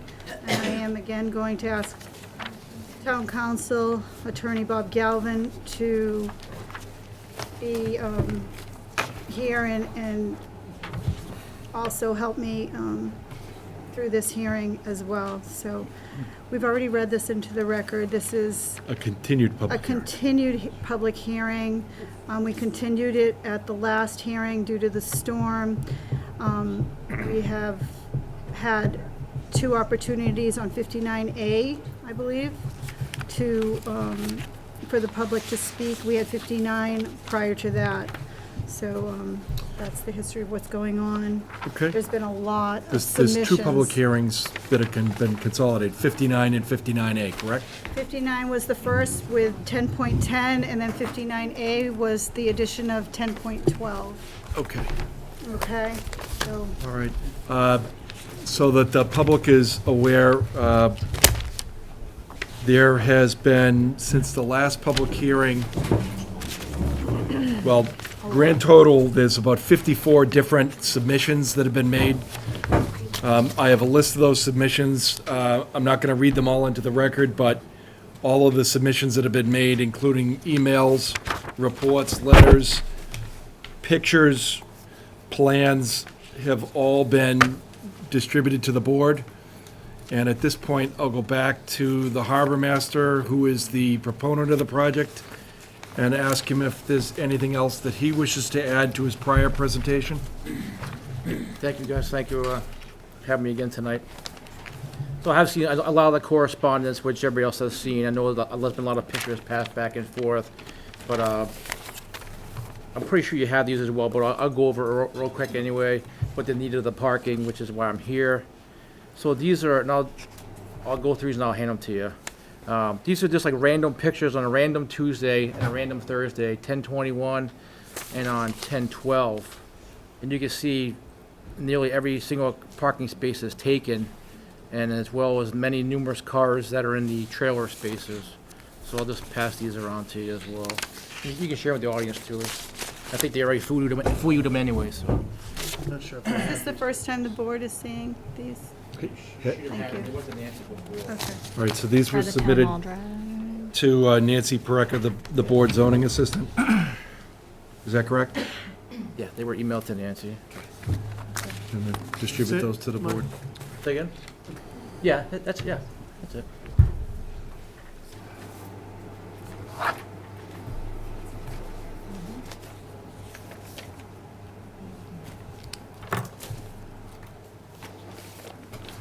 Then I think you guys were also given a copy of Chapter 130, Section 105, which talks about the definition of a coastal wetlands. I believe you have that as well. If not, I have that.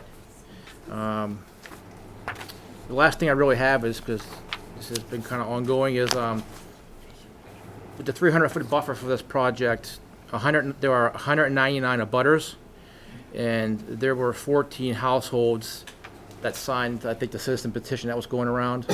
So when you do the equation to it, it comes out to 7.04%. And I brought that in as well and just kind of highlighted it, just so you can see that.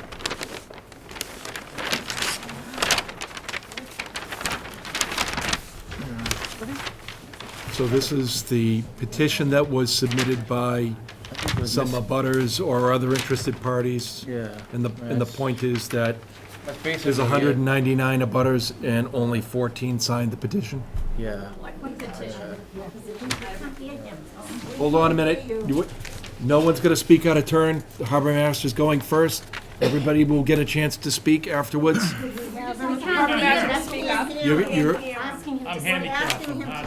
I will ask the harbor master to keep his voice up. I don't need to have 10 people yell at me to ask that, okay? We do have listening assistance if we need it. There are hearing devices available. I can't hear him.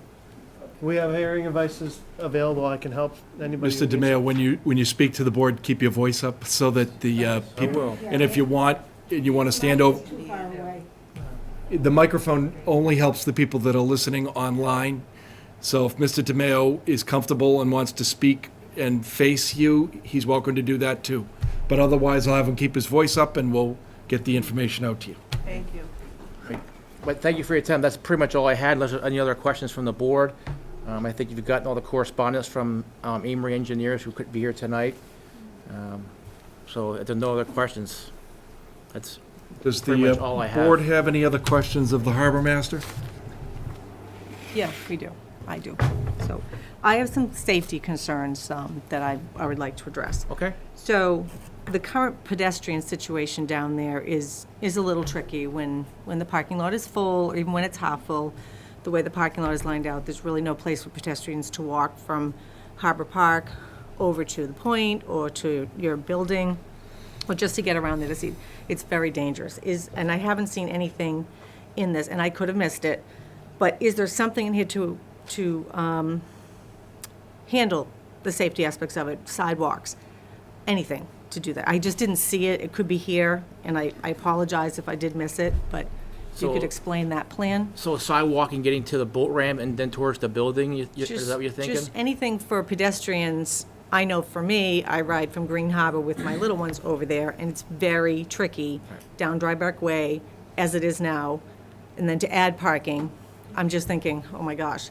So is there a plan in place for sidewalks, for safety concerns for pedestrians, which, I mean, Harbor Park promotes families coming down there and enjoying themselves. Right. So, and that's kind of the reason why this was started, so any traffic at Harbor Park can stay at Harbor Park and not have to park in the pier to walk across the bridge, which there is a walkway there, a footpath there, a sidewalk there already. But there's really nothing to go from the pier over to the building.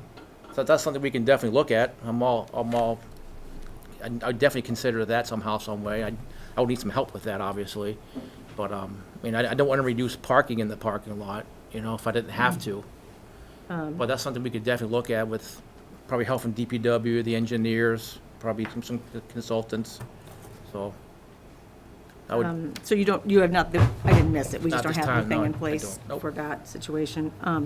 So is there any plans to add other phases to this so that, and parking may, safety might be part of that, but is there other phases?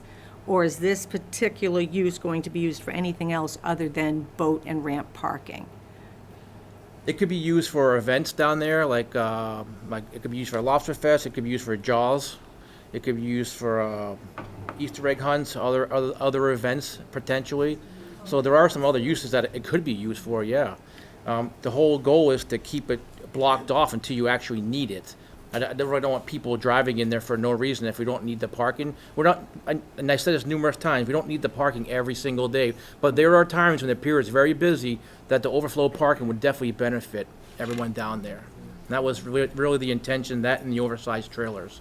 It's not just to have a vacant parking lot open 24/7.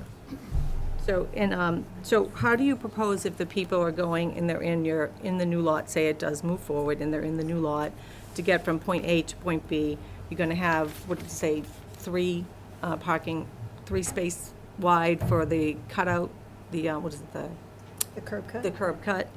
And then, right now, even going over from Harbor Park, parking lot over to Harbor Park, that little area, trying to walk across there at the end, not where the cars drive in, but the other end, it's even tricky getting over there right now. There's a big boulder there, you can't really see, the guardrail's knocked over. It's not really a safe, right now, it's a little dicey, so if we add all these other spaces to it, and then you have people who are coming in big trailers and boats and what have you, and they want to get from A to B, so they're going to be idling over, waiting to get their boat in, if it's really busy weekend, which the reason we have it. One, where are they going to be idling, that all these cars are just going to be waiting, these boats and these trailers are going to be waiting? And then two, how are the people getting from point A to B? Like, what's the safety things that are in place to help the pedestrians and the families, that come to enjoy the park So two and the things, the marina? guardrail would get replaced, and the opening would be, it's in the plan, a 40-foot opening in the middle. So basically, now you have the driveway going across a crosswalk, which isn't very safe. So basically, you're isolating the two crosswalks, and then your people would drive in through the middle into the parking lot. So that's one thing. And then the 18 identified trailer spaces would just be for the triple axle trailers only. So it'd be for the larger trailers that park over there and keep them out of the parking lot. But as far as walking across the bridge to the park, there's not really an identified sidewalk. Right. Maybe we could add a future harbor walk, something to that effect. Mr. Stewart, are you able to show like a Google Earth map of this area? Sure. On the screen. One with the satellite overhead. Yep.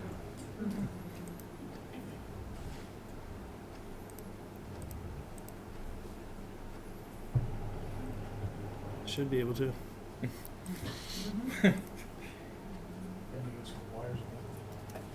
Good, yeah.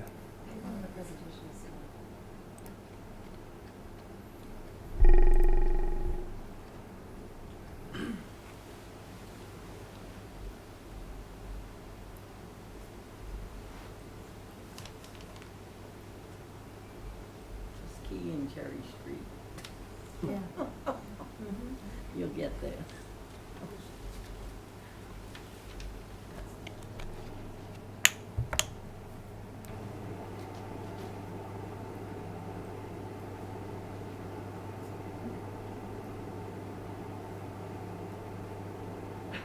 What do you want? Just zoom in on the area where the Harbor Park is and where the small lot is. Yeah, zoom there. There you go. There you go. All right, thank you. All right. Does anybody else on the board, do you have any other questions? I do have a Ms. couple. Conway? So we Go didn't ahead. get to the idling of the boats and stuff, if they're waiting to get in, to put their boats in, and there's 5 people in line, do they wait in their spaces? Is there something that you work to So- help people, so that So what pedestrians walking happens is through? they come across the bridge and they kind of form a queue line right by the North Pier. And that's kind of part of the problem, especially on the weekends when the fishermen are coming in to unload. Like, the trucks can't even get to the North Pier because there's boat trailers in their way. So if they had extra space to park, then we could alleviate that flow of traffic and keep them out of that way. So, can you just show me like what the north, like, I don't know, I'm not, Let me go to the screen. Yeah. If you just zoom in like right in this area here. Stand on the other side so the Yeah. people can see what you're pointing to. So this is where the current harbor walk ends right here into the parking lot. So if you wanted to have a sidewalk over to here, you have to consider losing these parking spaces potentially down to the North Pier area. But what happens is the trails come across the bridge and they come down here then the boat ramp's right over here, so they kind of line up right along here, along the north pier and the offloading wall. And sometimes they double up, which they're not supposed to. Like I said, this isn't every single weekend, this is occasionally June, July, August, it's not every weekend. But if we had the extra parking to alleviate that, it would go a long way, I feel. If you need to scroll out up a little more too, Andrew. And we can see the parking lot. On this deck. So here's the boat ramp is right here, so the staff will put out cones on the weekend, stop signs, the parking meters right here. And this is kind of where everybody lines up to load, unload, and leave right here. So if we add 96 spaces or whatever, So those are car spaces, there's only 18 proposed trailer spaces. okay, so And that's, for triple axle. okay, so 96 people are gonna be coming down there with Potentially. where their boats or whatever they're gonna be doing. So that's just a lot of congestion that I'm seeing that I just have to reconcile with myself, like, there's a lot of congestion that you're gonna add that you potentially think you may need this or you wouldn't have asked for 94, 96 spaces, that I'm not seeing the safety things, which I would think would be, the main concern, especially around bodies of water, big trucks and what have you.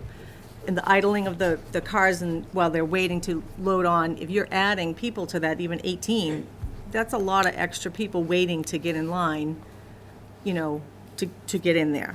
What would you propose then? I don't know, that's not my job.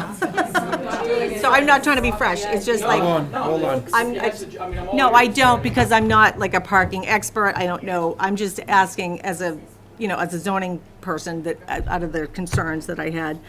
And then, anybody's gonna ask whatever, I'll go back if I need to. Is there anybody else on the board with Since any you're- questions? I do have a question. So since we're talking about the parking, I mean, I know we're here for this new parking, and this is really a site plan issue that folks are coming up with on the existing orders for this existing site plan. But when I'm looking at this parking lot, and I've heard folks concerned about the traffic flow coming down and then heading out towards, Central. towards Central Street.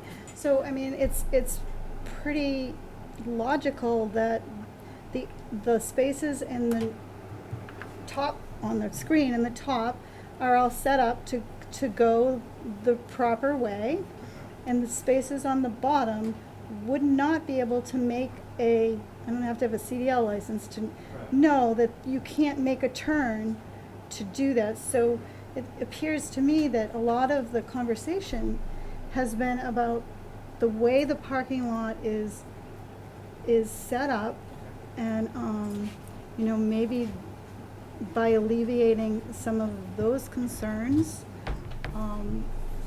some of the other more serious issues with traffic, et cetera, will be worked through. Okay? All right.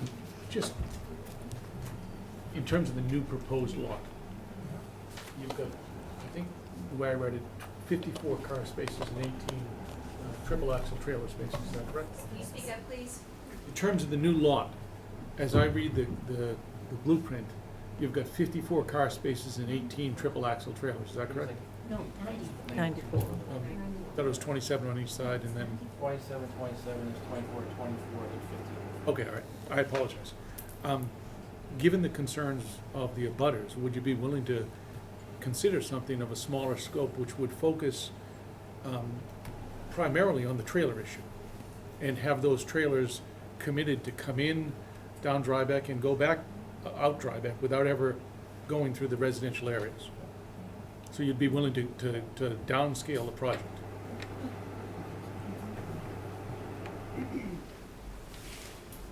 Anybody else on the board have any questions of the harbor master? On a different note, have there been any core samples on this property? Or any contaminants from past dredging? So all the material that's in there goes through DEP water quality to even be placed there. It was tested before it even goes there. And then, if and when, wherever it can leave this board, the DPW will go in and sample the material that's currently in there. Can I ask They you- were sampled. one other question since we're talking about that. The Concom, I know that you recorded your conditions. I have it as book 55-272, page 32 to 2929, which was the Mass DEP WPA Order of Conditions. So are you aware of any appeals to that based on Mass General Law, Chapter 214, Section 7, which allows a group of 10 or so citizens to appeal that? Has that been appealed? To appeal the notice of intent? To appeal that recording? I'm not aware of that. Okay. But the notice of intent has been filed at the registry of deeds. Okay. And I have a copy with me. Okay. I think you already have it. Yes, we do have that in the, But the NOI also includes the walking trail on top of the berm. okay. Anybody else? Questions on the board? Is there anybody else that wishes to speak in favor of the Harbor Masters project? Yes, sir. Name and address, please. Philip Ashcroft, 35 Arrowhead Road. I'm also here representing the Chamber of Commerce and would like to support this proposal as it underpins and helps economic development generally in this part of the market. Okay. Is there anybody else that wishes to speak in favor of the proposed project? Got a couple online. Okay, I see hand up Linda Dykeman. Could you please unmute yourself, *6? And Ms. Dykeman, Can you hear me? name and address, and please let us know your thoughts. My name is Linda Deichman. My address is 1 East Street. I am in favor of this proposal. The harbor master has shown a need, and he has a plan to fulfill that need on an underutilized area of town. He's done fantastic work for the town, and I feel that his word says there's a need, and I feel like he's shown that.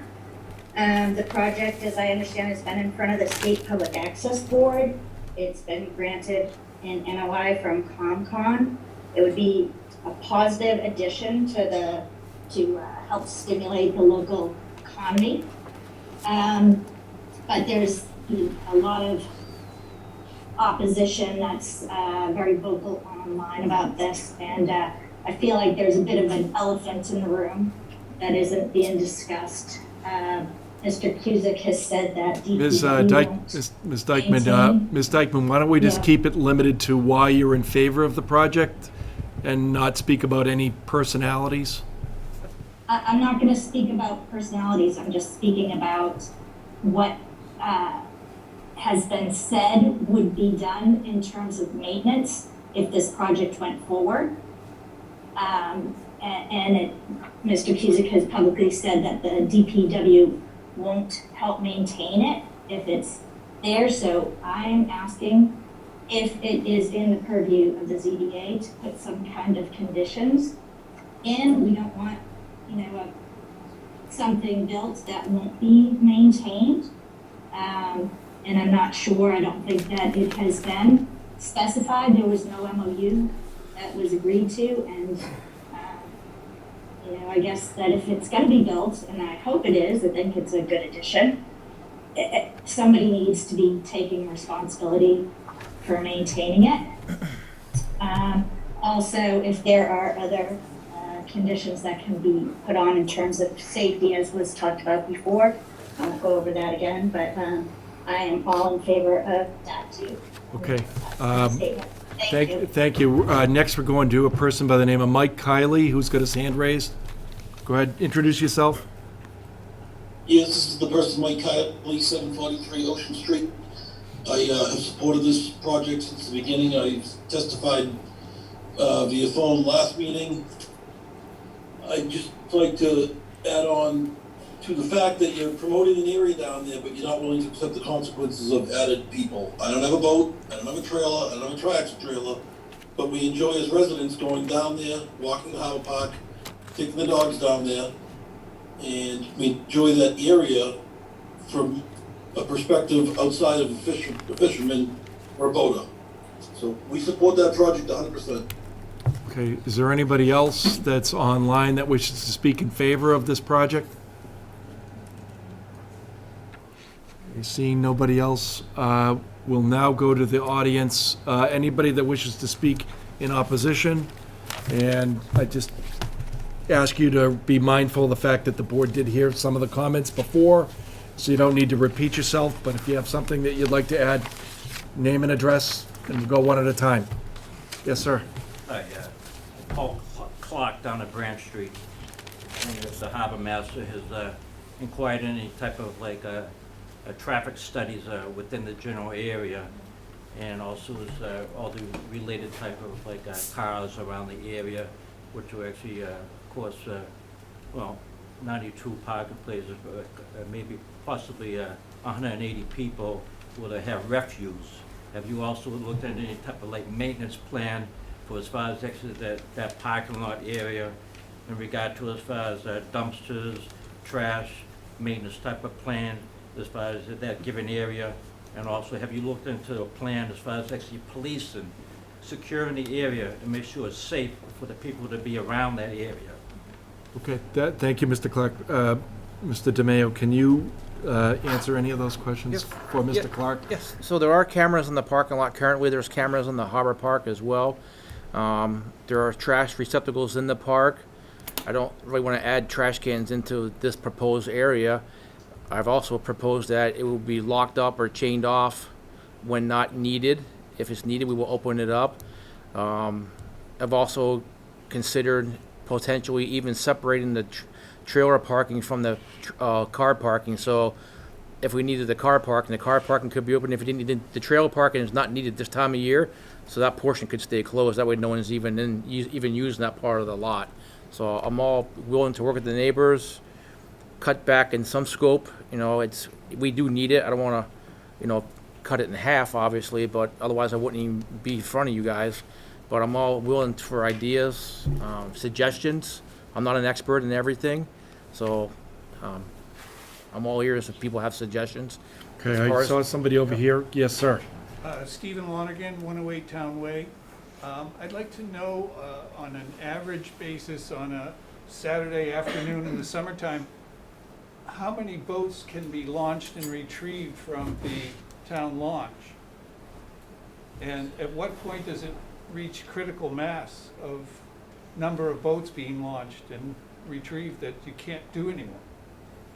Are you able to answer that question, Mr. DeMayo? I'll try my best. The lot holds 77 trailer spaces, I believe.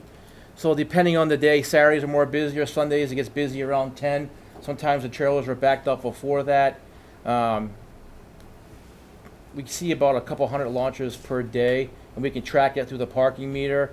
And we sell approximately 250 annual permits, which are 125. So those folks are coming and launching over 10 to 12 times to break even on their annual permit. So they kind of come and go as they please. They don't have to feed the meter. They come in 4 or 5 o'clock in the morning sometimes, they launch, and then they go. But that's why the staff is there to help facilitate keeping things moving and helping people get in and out of the water, especially when storms roll in. So. But how many extra boats can you launch during a busy Saturday afternoon or Sunday? You can only If you're launch. adding spaces, will your boat ramp be able to handle the increased traffic? Yes. Yes.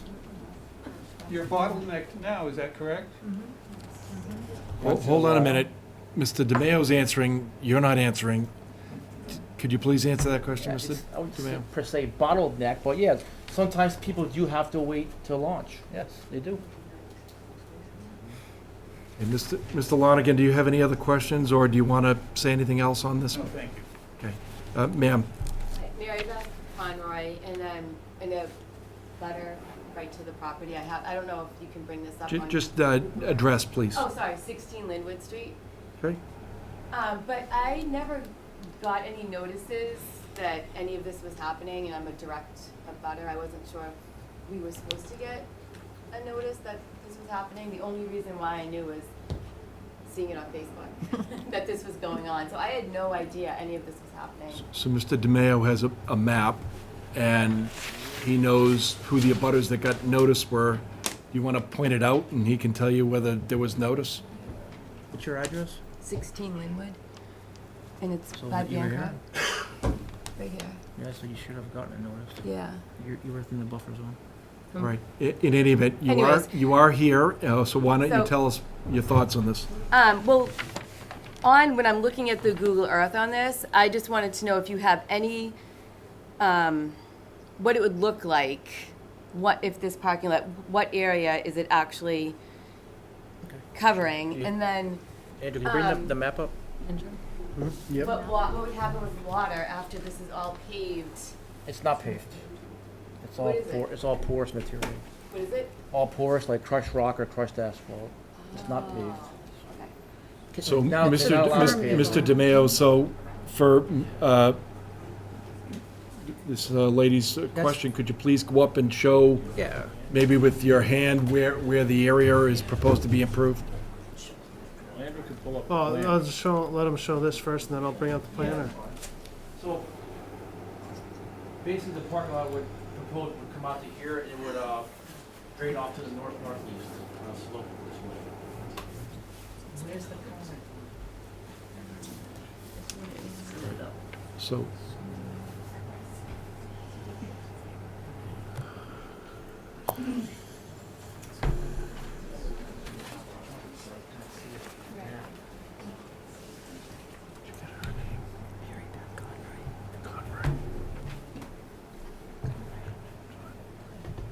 It's just Mary Beth Just a Conway. second, I'm gonna find this. It's been a long time. I know. Girl Scouts was a long time That was a ago. long time ago, Lynn.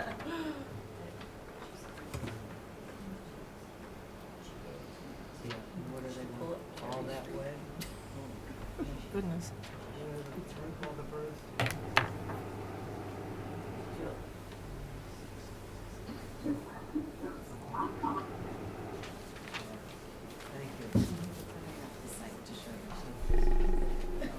That's not it.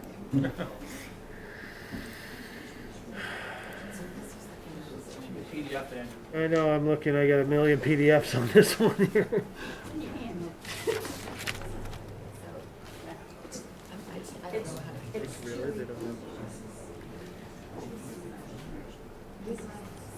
Are you looking for the DSA Plan 624?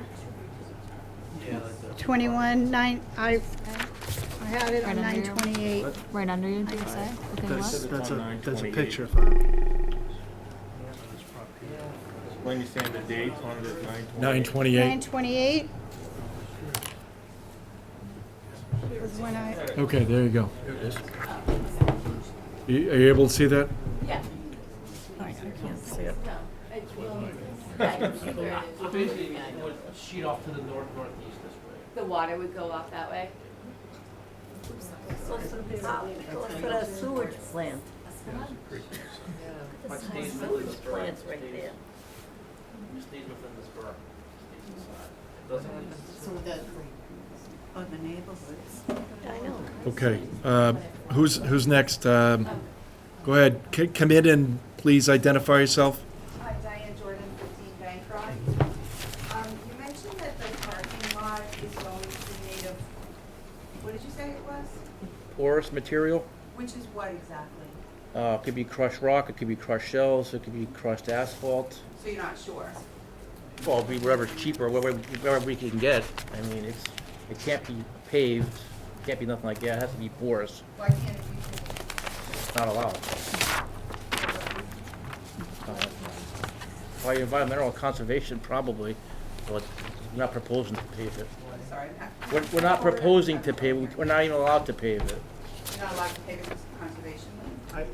I don't know. He's answered your question. He said it's porous material and as a result of a conservation reason. I had a follow-up question. Why would it not be paved? I think he just answered that question. Not- Can I have it- you answer? No. I can add, it's No, not, it's not a no, permitted use. No, you answered the Sorry. question. What's your next question? I don't understand. Go ahead. So the porous material, that you're not sure of what it would be, how many feet deep would that be, and how many cubic feet of water can it hold when there's high tides that flood the area? So you've done an engineering study on that, right? You know that Let him answer your first question. Properties? Are you able to answer the first question? Yeah, it doesn't flood. It's all barriered. It doesn't flood in there. So you've done an engineering study on that to know We- that the homes We won't be walked it on an 11-foot tide. Yep. Because I have pictures of the area flooded from the last high tide. Okay, so, How many cubic feet ma'am, of questions porous through us, we'll ask them to him, all right? It's not interplay between you, it's through the board. I'm sorry, I thought I was supposed to ask. No, it's, questions are through the board to the harbor master. Okay, so my question was how many cubic feet of porous material, how deep is the area gonna be and how many cubic feet of water can that hold? Can you answer that question, Mr. DeMayo? I don't really understand the question of cubic feet of material of water that a whole DSA can hold. The whole DSA could hold right now 50,000 cubic yards of material. How that equates to water, I have no idea. I think she's asking what is the depth of the porous material? But it probably- And she's asking whether that material will hold water. Thank you. Yeah, it'll be probably 4 inches of material on top. So do you have like an engineering, sorry, I should ask you, do you have like an engineering study that shows how much actual flood water that will hold so that it doesn't flood the properties nearby? You don't have No. an engineering study for that? Okay, he answered that question. Well, can I jump in? I can, Is it, I think this addresses your question, ma'am. Is it your thought in your proposition here that the water's gonna sheet off to the northeast rather than be contained in the It would, proposed part? it'd stay in there. But it have to go over the berm in order to get anywhere else. Okay. I think that's what you're But saying. I think what you're saying is that your idea is not gonna sit in the porous material, it's gonna go off to the northeast. Sheet. It's gonna sheet. Okay, so Andrew Stewart, please. yeah, I would just say that, first of all, so this is not in a flood zone. It is in the coastal wetlands district, but it is not in a flood zone, so it's not susceptible to flooding. It has had engineering studies to do that, performed by FEMA. We also, if you're talking about porous material, the actual dredge spoils that are there right now is porous material. It is, and anything that would be added to it would be, any kind of crushed stone would be more porous material. So the entire thing is porous material.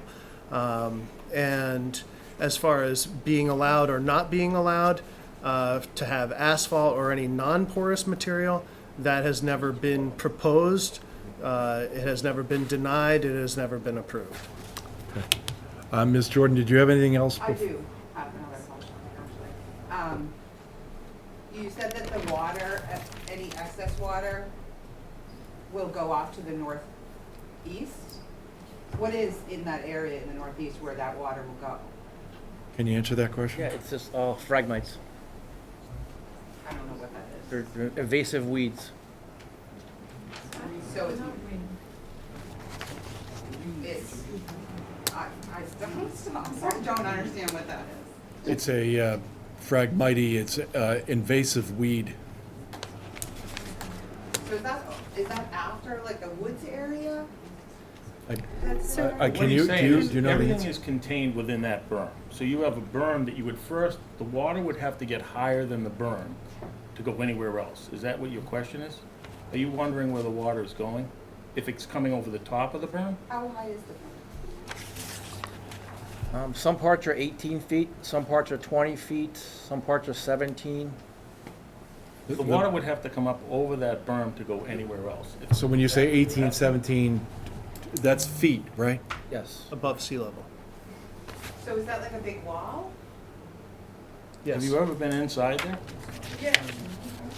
Yeah, but I'm just trying to picture what it would look like when it's done. Oh, okay. So is it like a big wall, that blue area? It's a berm. It's, it's That's just, what's existing. I don't know what, That's what's already existing. it's like a The slope berm is that already leads up and then existing. comes down on the oh, other that's side. already there? Yeah, Yes. It's dirt? yeah, Oh, it's dirt, okay. with growth on it. Okay, we're gonna move on. I already heard from you, Ms. Conroy, so we're gonna go back to, She wanted to middle. explain that her backyard. Well, hold on a minute. I'm going here, then I'll come over to you.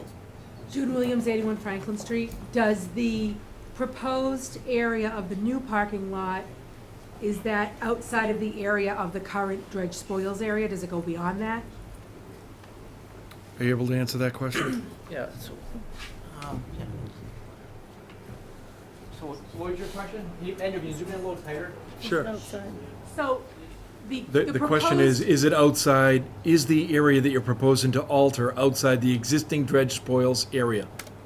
No, everything's, this is about, I think, 6-acre parcel. So this is the current dredge spoils that are in there from 2 dredging projects. This pretty much gets pushed down and flattened this way. And then it gets top dressed with either crushed stone, shells, rock, whatever we can get that's looks decent and it's gonna hold a good base for us. But as far as the entire dredge spoils area, the entire DSA goes up and around that entire blue berm and all the way around beyond what the proposed parking lot is, correct? We're not going outside of this. Yeah, Actually, but this is the entire dredge spoils area. Just So like the it's yellow totally border inside there. represents the dredge spoils area? And then this parking Blue. lot is within the entire dredge spoils area, correct? Yeah, I mean, our footprint is pretty much here. When you level it off. Actually, it's probably gonna come forward a little bit too, to here. There's no reason to have 60, 70 feet open here, so it's probably gonna come forward. Like I said before, if we're able to do it, I think it makes sense to isolate the trailer spaces versus the single car spaces, so they're not commingled. And that way, like I said, it's November, we don't really need to use these this time of year, so maybe we can block these off somehow, some way. And this big blue line here actually represents a 1,500-foot walking trail that will be placed on there as well. All right, so Mr. DeMay, I want to go on to anybody else. Somebody new first. Go ahead, sir. Name and address. Bob House on Cove Street. Through Yeah. you, Mr. Galvin, to Mr. DeMayo. Will this be a holding area for dredgings from the harbor? It could be. No, yes or no? Holding or placement? Okay, now, next question is, how do you plan to get the dredge material up there?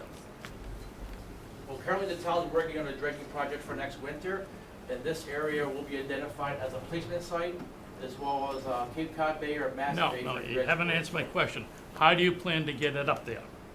You have to use sealed trucks. Trucks? Sealed trucks. Where do you plan to have the trucks trucked from? The boat ramp. Down Cove Street, down through the Cove area? No, we're not, no, this is for harbor dredging. Okay. Green harbor dredging. Just harbor dredging going there, not the outer channel. We used this 10 years ago. We did upland disposal 10 years ago, which represents this. There are currently no plans to put any dredge spoils in here from the Army Corps project. I wish we could save the material, store it somewhere, because it's valuable material, but it's likely not to go here because the roads are kind of small on Cove and Water Street, and the bridge probably can't handle the weight anyway, so it's probably not ever going to end up in here. One other thing, I live in Cove Street down there, walk the area, what have you. I see Mike down there a lot of time. One of the paramount problems we have down there, and when I say we, all of us collectively, is safety.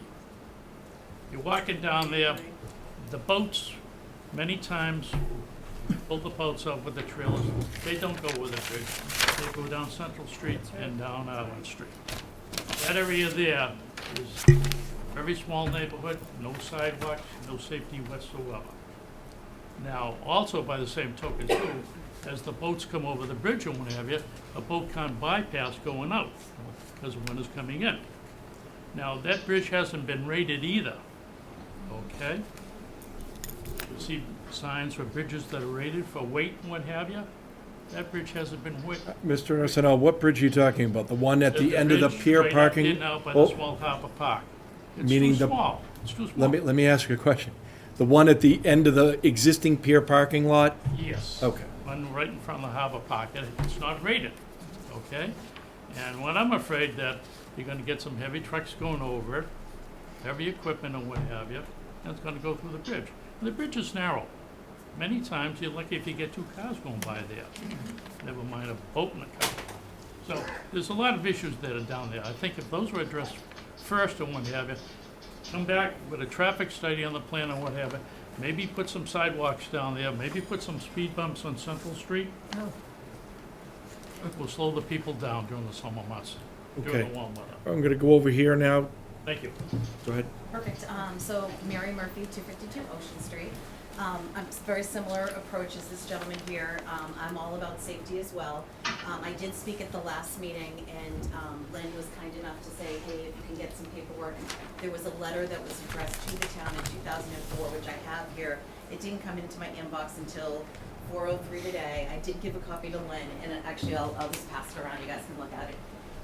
It basically says that we can't, the state won't allow additional dredge materials to be placed there. So I think, Mike, when you were saying that, you know what, there's gonna be no additional dredge materials deposited here, I think that's right. So that's one fact. The other piece that I was talking to. That's not what I said. He was talking about the federal project. Oh. The town is gonna permit that for next year. Well, I don't think they can based upon the letter that was just submitted, okay? The second piece that I wanna say about safety is, you know, again, I don't want my kids or people that are walking around there to, you know, whatever, get cancer or what have you. So I was talking to the DEP, and there are things that need to be put in place. So what Mike is saying is, yeah, the recent things have been tested, but things from the 30s, and I didn't even know what a DSA site was. I didn't even know we had a DSA site so close to my house, truthfully, until I read the paperwork that was filed. And so I started to read more, and it's not necessarily DEP conservation, it's DEP disposal, right? This is a dump. How do you handle a dump? And so, yes, you can, and actually that letter states there that the town was to cap that off, not to be used again, and we can certainly put a parking lot. And I said to Mike, if we need a parking lot, let's make it the best parking lot possible, right? Like I've said that to you multiple times to you. And my whole thing is that if we really need it, and Mike is here to show it and prove it, like I'm 100% behind him, but we need to make certain it's safe. And the DEP has told me that, yeah, if you level that DSA material, guess what you have to do? You have to bring in at least 3 feet on top of it to make certain it's safe. Within that letter from 2004, it states that the material is very toxic, and that was the reason why the state had recommended that it be capped and not used. Now, we did talk to the guys at the DEP, and they said, don't worry, Mary, we're good, because there's stuff already growing on it, so, you know, because of that, there should be no, like, problem with the air quality. But once we start moving that stuff around, they want to be involved. And again, the requirement is 3 feet above the DSA material. So you spread it over, and then you got to bring in 3 feet of your shells, your whatever, your paved whatever. I'm not sure what it is, but. And again, I think, you know, if that's the case and we can do it, that's great. But again, I still don't see the need. I asked Mike just yesterday, have you seen any voter complaints? How many tickets have you given because people aren't parking in the right spot? And none of these things have actually come to fruition. I think you mentioned, what did you just say when you just submitted that to the, to Lynn? It was something about the purpose or the need, like quantifying. Because we're trying, all of us here, I think, in the room are just trying to we just want to know, Mike, like if you really need it, I think like we'll all try to work together and be behind it. Nobody will really even see the need for it. That's the problem. Like it hasn't really been communicated clearly, the need. And that's the reason why, like, you show me parking tickets, you show me complaints, people that couldn't get in. Like, I just don't see the need has been shown. You made your point. Next. Kathy Glavin, Ferry Street. I don't live in the neighborhood. I have friends that live down there. Glavin.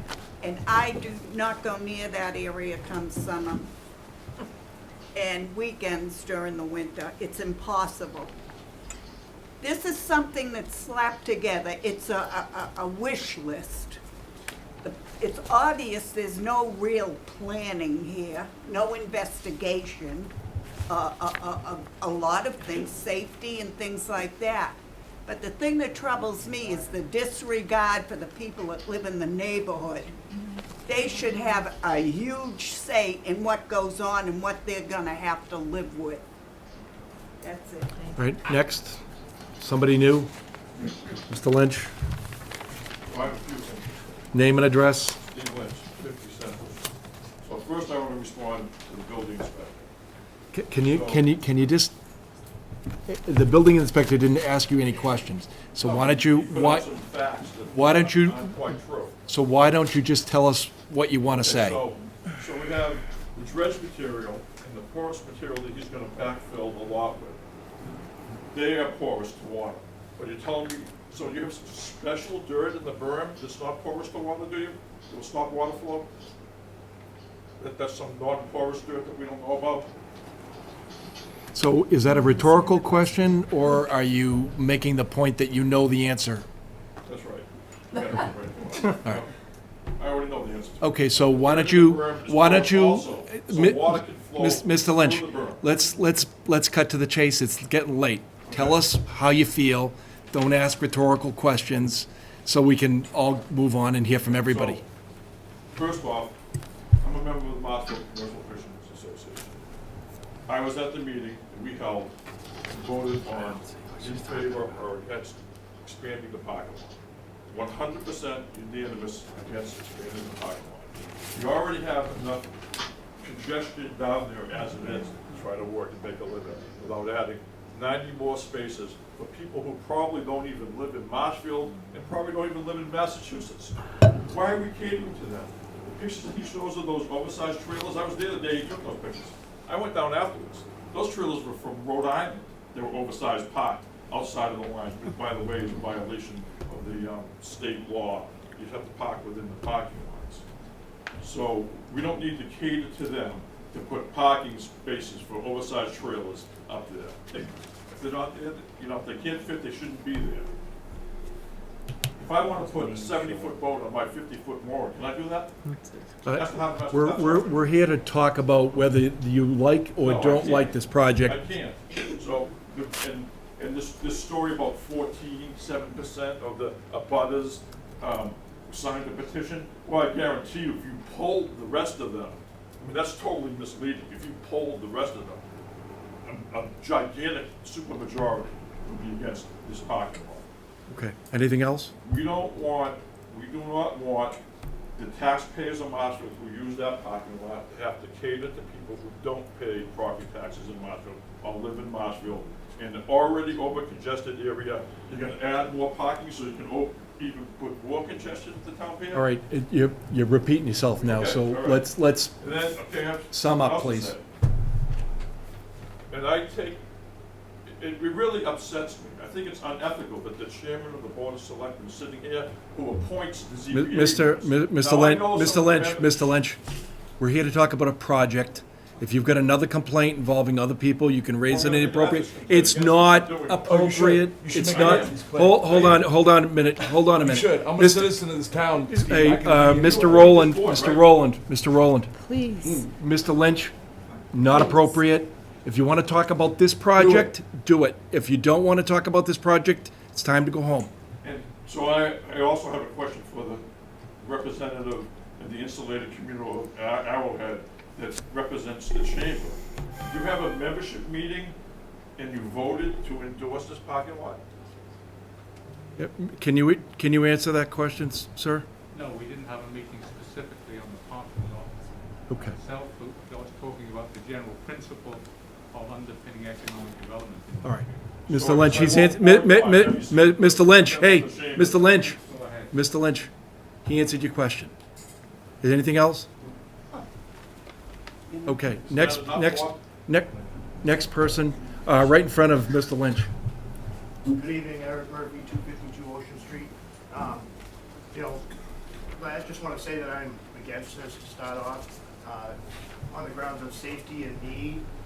The harbor master's own words, multiple times in this hearing alone, he has said, I don't need it, but we may want it at some point. Well, the need is not there, clearly stated by the harbor master multiple times in this meeting alone. And as the safety goes, the conversations I had with the DEP, the state DEP, and in that letter from 2004, it says, clearly states that 50,000 yards of cubic material will be pumped off the harbor to permanently cap the dredge spoils that are there, never to be touched again. And then he says, the grass growing on it indicates that it is safe and stable and will not be moved. Okay, my question to the harbor. I'm sorry, can you just repeat, I'm sorry, Eric, can you just repeat that last minute? I just missed it. Once this grass, he looked at it on Google Earth on the mobile. Once this grass growing. That project never happened. Growing on the top of it, it is now stable and not movable, not airborne, it's not watering, it's not flowing on, it's stable and safe and stuff where it's supposed to be. My next question goes to to the, you know, what's buried there, and who knows what's buried there, my question would be to the harbor master, when they did the Harbor Park, was anything dug up unexpected that you didn't expect there that you find that? Mr. Murphy, we're gonna stick to the proposed parking lot, not, the Harbor Park has been built and no, I get to decide this. It's not relevant to whether the parking lot is constructed or approved by the board, so if you have a question regarding that, Nope, to go to safety, I happen to know that there was a 6-ton anchor dug up that no one knew was there, so what's buried in the spoils area now? Who knows? We don't know. all right. We should not ever know. Next, Mr. Pesovich. I just want to, first, point of order, is, There's no point of order here? well. There's no point of order? No, I'm just- Do you want to speak in favor or opposed? Well, I'm opposed to this, but I want to know Okay. why you're the hearing officer. Because I was asked to do that for procedural purposes. Under a regulation? Or- No, under the authority that the board has to ask me to do that. Okay. And I'm happy to hear your comments on the project. The board wants to hear your comments if you have it. Yeah, I just want to say, all the discussion about drainage and runoff management and surface preparation, how is any of that understandable or relevant if we don't even know what volumes of soil are involved? You're talking about, bringing in material, you're talking about using existing materials, but how do we know that water's gonna drain off to the northeast when we don't even know what's in that northeast corner? If it's all gonna have to be if all 4 acres are gonna have to be regraded, not just the 2 acres that are to be claimed. So it seems like there's a lot bigger of a project going on here when it comes to earth moving. And earth removal and earth addition is prohibited in this particular zone, this coastal wetlands district. So without even having this information, any discussion or mention of it or pitch to the board to sell this project is meaningless without all that data. And I know that members of the zoning board and members of the planning board have all commented, and we're all looking for the same information. What are the volumes involved here? Give us some calculations. What is going to be necessary for the grading to occur? So without any of that information, it's just totally unfair and unethical that we would be trying to pitch this with all of these assurances about drainage management. Okay, Now, the other comment I had was that I hope the board will ask the question, according to the permit request, which is for the extension and alteration of an existing non-conforming use. I would like to know what the extension is, what's being extended, and what's being altered, and what's the existing non-conforming use. These are all basic questions which you should have been addressing the public with already. And it just hasn't been done. Mr. DeMayo, do you want to answer any of Mr. Pesovich's questions? The whole plan is to have it pitched towards the northeast as it would drain. As far as adding more material, I'm told that the material that's currently in there is all we need, and then we just need a cap on top of that 4 inches or so with the porous crushed rock, shells, reaggregated asphalt potentially, something like that to that effect. May I respond? I mean, he's been told he's that- answering the question. Well, my Do you want to follow- know why he believes that, Mr. Pesovich? Yeah, if he's been told that, is it verbal, is it on a paper somewhere? Can you answer that question? From He's AIM- gonna answer It was from the consultant, Amory Engineers. Well, did he put it in paper? Did he just tell you on the phone? I'm not going That's what I'm trying to find out. I'm not going to speak on behalf of the consultant when he's not here to defend himself. Well, then- Okay, all right, so Mr. Pesovich, he answered it as best he could. Thank you. Next. Hold on, Ms. Keith hasn't spoken yet. I'm glad we brought up and that Mr. DeMayo has admitted to dredge spoils in there, because this is a big deal. He just mentioned that, you know, this current project that's on this one half shows, you know, was supposed to be just the current material, but at the same time, we're talking about dredge spoils, and I'm very glad Mary Murphy has something you know, in writing. I also have just one line that I highlighted from one of the 2004's E&Fs from NEPA, where there were 3, I believe, because it involved Green Harbor, the town, and Taylor Marine, and all 3 of them indicate that the dredge spoils area is closing because of state law, which we tried to address last time. So this business of being able to put dredge materials in here makes it a bigger project, as people are now starting to touch on, and then you need 3 feet of cap on top of it. The project that's being shown here really isn't what's gonna happen. It's kind of now, it's a mix of things. It's spreading out the old stuff, bringing in some new stuff, possibly storing some stuff. We just talked about maybe transferring it and maybe storing it. And then needing much more fill, 3 feet of fill possibly on top of this. I mean, I talked to DEP myself too. I had an hour-long conversation with DEP and just a few days ago, and he clearly said that they were gonna be involved and you're gonna need 3 feet of fill. But that's only if the project moves forward. But that brings me back to my major concern. I've got 10 concerns here, and I'm not gonna certainly read them, and I'm not gonna be passed in a few, and we maybe don't need to go over all of them. But the number one concern that everyone in the room should be concerned with is the 1010 special permit that I tried to address last time. It was stated by the engineer that he's still asking for it. It's on the application still. I'm assuming you're going to have to grant it or try to grant it, because in my mind, that is how you are getting dredge spoils in here now. Everyone knows that 2004 letter that she just handed you, that, I have some of the same information. That fight went on starting in 2004 and 5. Mr. Maresco lived it, I know that. I have a newspaper article right here from 2004 with his name on it. Some of the people who still control the town today lived that fight that started in 2004 and 5. It ended somewhere around 2009 when the last big dredging went forward. And I know Mr. DeMayo was around in 2009, Mr. Maresco was around, Mr. Carrier was around, Mr. Galvin had been hired by that point. Everybody, I believe, knows the fight that the residents won. The 50,000 yards that was going to fill at least some of this and cap it didn't happen. The 50,000 cubic yards went out to sea. The only thing that went in there is Taylor's and maybe some Green Harbor, some smaller toxic amounts. They've been tested by water quality, and they are the most toxic. They're not allowed to go to sea. They were here in 2009. The 50,000 cubic yards is written in the newspaper as going out to sea. The residents won the fight, and the newspaper articles claim that the residents held up the dredging for, it said, several years. I wasn't part of that fight, so I don't know the story fully, but I can read those things in black and white. They said in October 2009, the Patriot Ledger reported that this dredging had been held up for years because the neighbors were fighting the dumping here. The state laws had changed.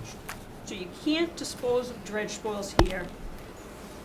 The only way you So can... the project tonight is a parking lot, and it's not for But the dredge. special Hold on a minute. It's a parking lot project. But the special It's not, permit- he's not here looking for a permit to do other dredging or dump anything else What here. is the special permit for that's on the application? There He's is the, no number he's the in applicant, use. he'll answer the questions, okay? I want a specific number in use from the table of the special permit. That is Are required you able in number to answer one. this question? Well, the application's All right, incomplete. he can't answer that question. Why not? Who are He you probably going- needs his consultant, the one that helped him complete the The application. board should know the answer to this question. They You can't vote know, on a special can you permit. just give us your comments so that the board can hear it? Okay, I wanted the number and exact use of the special permit. That is the most important thing in all of this project. You can't grant a special permit for nothing. And we can't even make comments about the special permit because you won't tell us what it's for. I'm gonna skip number 2. It was about coastal wetlands and the special. Can you summarize them quickly? Because we do have your letter, and the board has your letter. Okay, I wanted to mostly talk, I believe this is an abandoned site, I'll just make that comment. I did send you information on intent, which I think was pretty clear. There does not need to be intent to be abandoned. I'd like to know but I guess the board isn't answering questions. I'd like to know, I want to make the statement then. This is a change of use. If you make it a parking lot special, if we fill it with 3 feet, and the DEP has to make a beneficial use determination at some point. If dredge spoils are going here, by the way, they already told me that too. They cannot go here. They would need a beneficial use determination. You would have to claim it's a parking lot. Okay, once you claim it's a parking lot, you've changed the use. So it's a change of use. It's a substantial change of use. We already talked about the 3 feet. One little thing, the only other comment, two short things. One is there's a conservation restriction, and I saw the map there. I don't know if anybody has a comment on that, but if the board's not answering questions, I know. The board is here to ask the questions. Okay, well, there's a conservation restriction on this land, and what everybody wants to do with that, I have no idea, but I'm assuming that's still in play. The thing I wanted to make a note of that I think everybody in the room should be aware of is I can't actually read it, it's so small even with reading glasses on. I don't know if she can or if we can put the site plan back up. But the very first note, I don't know if anyone can read that on the corner on that right-hand side. Which side, Pam? The legend on the right. On the bottom, in the white box. Yeah, Can you read it? The note on, that note on the top, it's note number 1. This thing? Yeah. The area to be regraded includes the existing gravel parking lot and the dredge spoils area. Approximate limits are shown. However, additional grading into the dredge spoils may be required. Additional grading would not be within any resource areas or buffers there too. Yeah, I just want to make the comment that people, again, we said bigger project, dredge spoils, new dredge spoils, old dredge spoils, 3 feet. Additional grading into the dredge spoils area may be required. This is an open-ended site plan. This is, fill it with all the dredge spoils from the upcoming thing, grade it, call it a parking lot. This is just, in this permit, a 1010 permit, that no one will tell us what it's for. I believe it's for a refuse facility. It's for a refuse facility that you're gonna call, the soil is refuse. It's not a trash refuse facility, it's a soil refuse facility. And that is the permit that's going to allow you to put dredge spoils in here that legally, right now, can't be put there. And the neighbors have rights. Okay, so you summarized your concerns. Yes. Thank you. Is there And anybody? I do have, hold on, do you care to have this? I mean, it's. Is that what you submitted? You've already submitted that? No, I didn't. This is just another, this is 2004. It's a MIPA ENF. It's number 1. Why don't you get, if you want the board to have it, give it up, please. Bring it up. It's just a partial, actually. Do you have a copy of it, Pam? This Is yours. it all right This could for be us your to copy, keep? but it's just that there, and at the time, they were Right. thinking of. We'll creating- hand that along to the board. Pam Key. Okay, next, anybody else? Ma'am? Yes, my name is Fran Lonigan, 108 Town Way.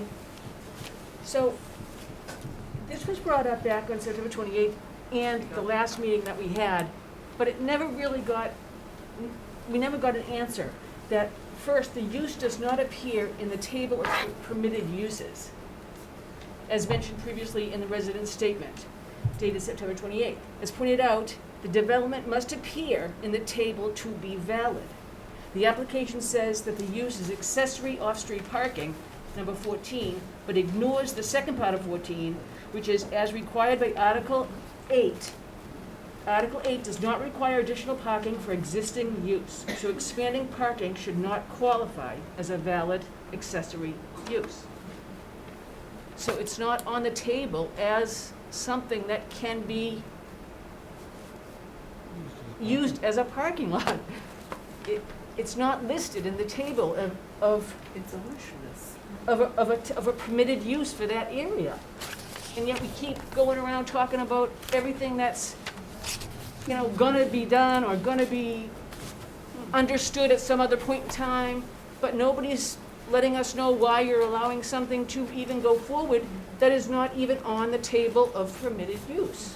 Okay, I think you made your point. I'm glad. Who's next? Anybody else? But I have an answer? No, that's not how it works. Why? You're here to make an argument to the board. The board will take what you've said, and they will decide whether to grant it or not. Mr. DeMayo, if you want to comment on this, you're free to comment on it, because you're the one that has to answer the questions. the board is gonna decide what's gonna happen with this project. I mean, as far as the permitted use, I mean, I'm not a zoning expert, I didn't write the application. Yes, I signed to being a town employee, obviously, but I rely on consultants for those expertise. But the plan here is for expanding parking lot, nothing more, nothing less. It's not on the table that allows permitted use. A parking lot is not on the table for permitted use. Ma'am, just to kind of cut to the chase, if you look at the table of uses under accessory uses, look at accessory use number 14. Yeah. Okay? Right. So, someone else in the back of the room had their hand up? That hasn't spoken, you've already spoken, Mr. Clark.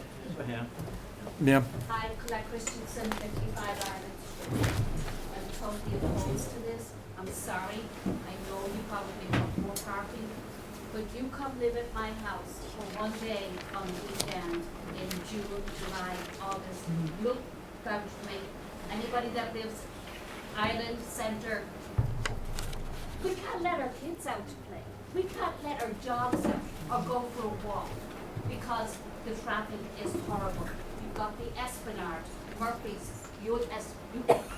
it's chock-a-block. You have to literally go 5 miles an hour going down there. You've got kids that are on the beat, that are running out in between cars. You come up Island Street, they think it's a raceway. They just pop that button in the patio and speed up.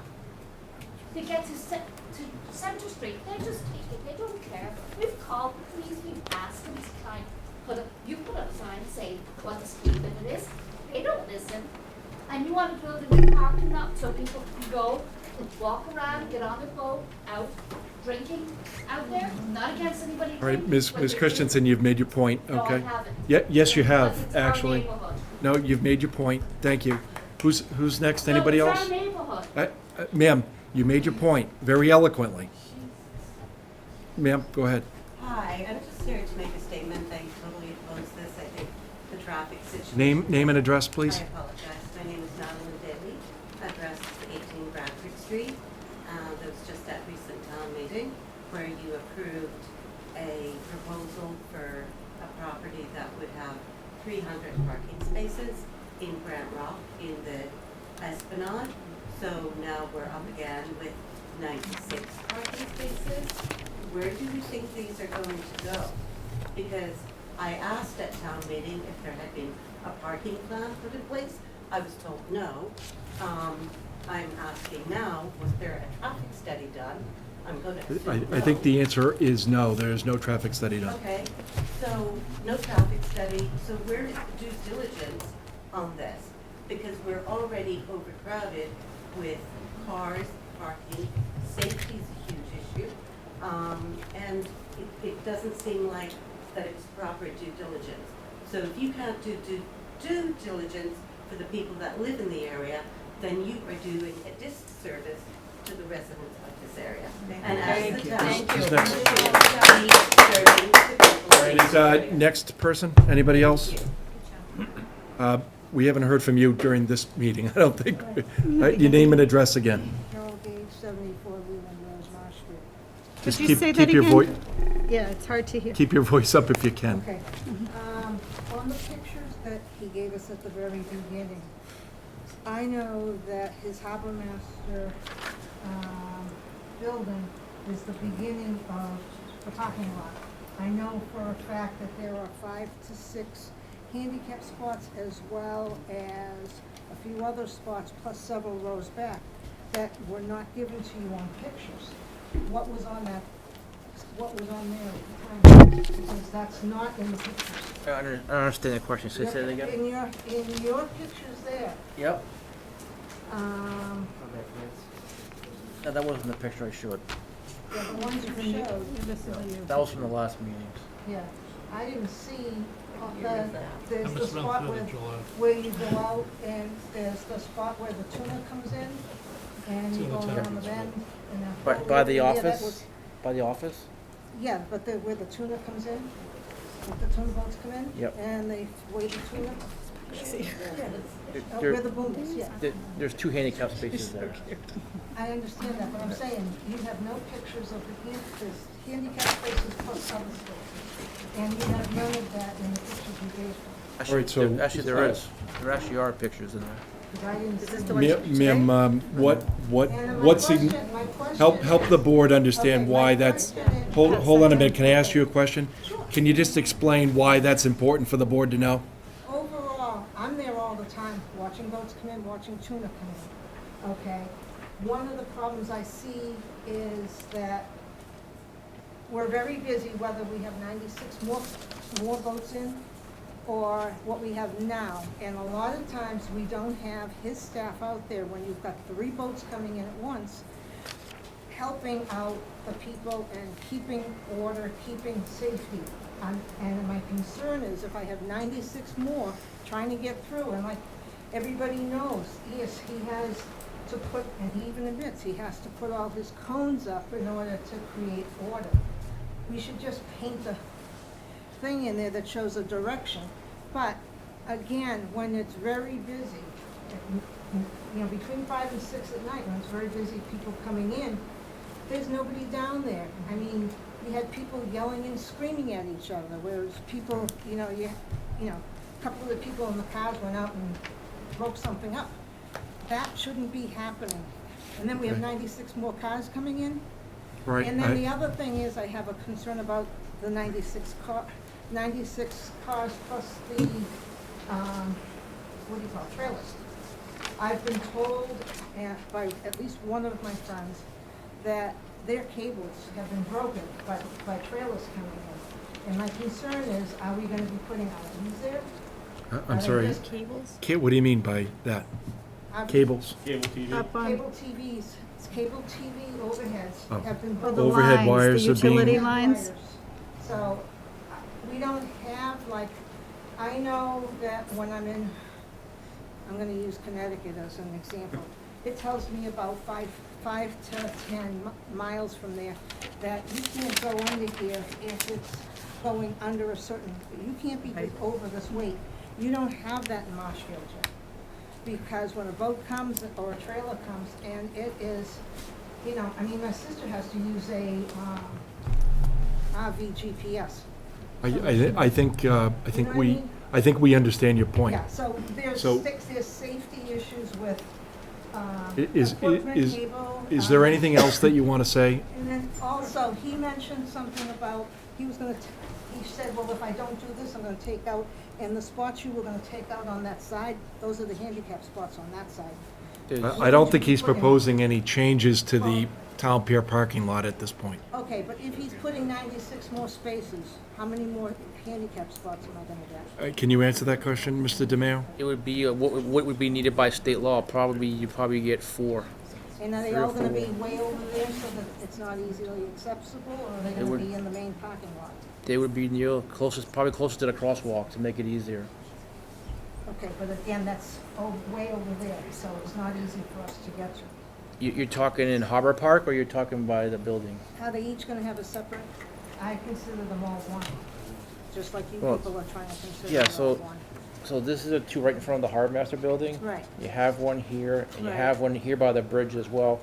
You And have that's, about 3 or 4 along the side, the way you. well, these are 9 single, only one's Right. handicapped there, one there, I just- 2 here. I'm gonna agree to disagree with you, because I can go back with you and counsel. I'll be happy Right. to come down tomorrow and go over it. Yeah, there's several of them, but. All we right, need so, to make sure so, we have- ma'am, we're gonna go on. I want to see, Mr. Clark, you had your hand up. Did you want to say something? We got people on the screen that have. Hold on, we'll go to them next. Yes. I wanted to bring a point that we all can understand and relate to. Now, it was just discovered earlier that you cannot asphalt the surface. That brings the point here that they're gonna put some type of a road type of, not patch, but road surface. And I know, as far as actually living here for the last 3 or 4 months, the corner as far as Island and Central, and if I go up to the beach up there, that's the type of surface that's up there without no asphalt. It's a road surface material. And once it rains, it actually devours the road with huge potholes all over the place. And it was repaired up there by the DPW one time. 2 weeks later, they all reappeared again. The only other way to get around it is rock. And rock, how are people gonna negotiate with prosthetics, wheelchairs, crutches? No one can negotiate any type of like rock. The surface is gonna be an unbelievable mess catastrophe as far as actually a doable type of presentation. All right, thank you, Mr. Clark. We're going to go onto the screen now. Someone, yep, okay, Ask a question. sure. I have Go a ahead. question for the board. Just name and address. Chris Rowland, 45 Whitford Circle, Chairman of the Select Board. Does this board need more information from the people attending this meeting to make a decision at this time? We gotta, there's some people that have been waiting online, so. I'm asking, this is about the So board gathering does the information board want to, decision. you have a few people that have their hands up. Do you want, I'd like to hear from everybody. Okay, that's all I want to know. anybody, I would too. you want to hear from the people that are still yet to speak? Sure. All right, That's what we're here so, for. someone named Kara is online, *6 and unmute yourself, and then, please go ahead. She just sent a message. What was that message? I'm still All working. right, we'll go to the next person, Kathy Sidlowskis, *6. Oh. Go ahead, Yes, I'm here. Hear me? name and address, please. Yep, it's Kathy Sidlowskis, 89 June Street, Brant Rock. So I have a few, I know the safety issue has been brought up. I still don't hear many satisfactory answers about the pedestrian safety. So we're talking about boat safety, et cetera. As it is right now, I walk down there pretty frequently, but 10-minute walk away. And as it's right now, I walk down there pretty frequently, 10-minute walk away. And sorry, I'm getting an echo. So when you walk there, with the one sidewalk that you have going over the bridge, even the wooden part over there, I've already walked in the street because there's not enough room for pedestrians to get back and forth. So that's a huge concern. I know it's been brought up that definitely would have to be something that's looked at. And if you're going to bring in another, you're talking 94 cars, but any car can hold anywhere from 1 to 6 people. So with the congestion of not only traffic there, you're going to have a congestion of pedestrians there. So that safety needs to really be put into play. The other question I have is traffic management. So we're going to have, what does that look like if you have the 10 boats sitting there with their trailers and, they're waiting to go in? Who's organizing that? What is that going to look like? Is there going to be like a revamp where their current parking is? So that, these boats are idling there, or how would that look? So you don't have people walking amongst the boats that are waiting to launch and, I guess, pull their boats out. Okay, thank you for your comments. Next person is Pamela. Kara. Oh, Kara. Kara, if you're available, you go next, please. All right, she's lost it. Pamela, can you give your comments? Up is Kara. Oh, Jesus Christ. Pamela, can you go forward? Pamela, okay. Name- My name's Name and address. 60 Central Street.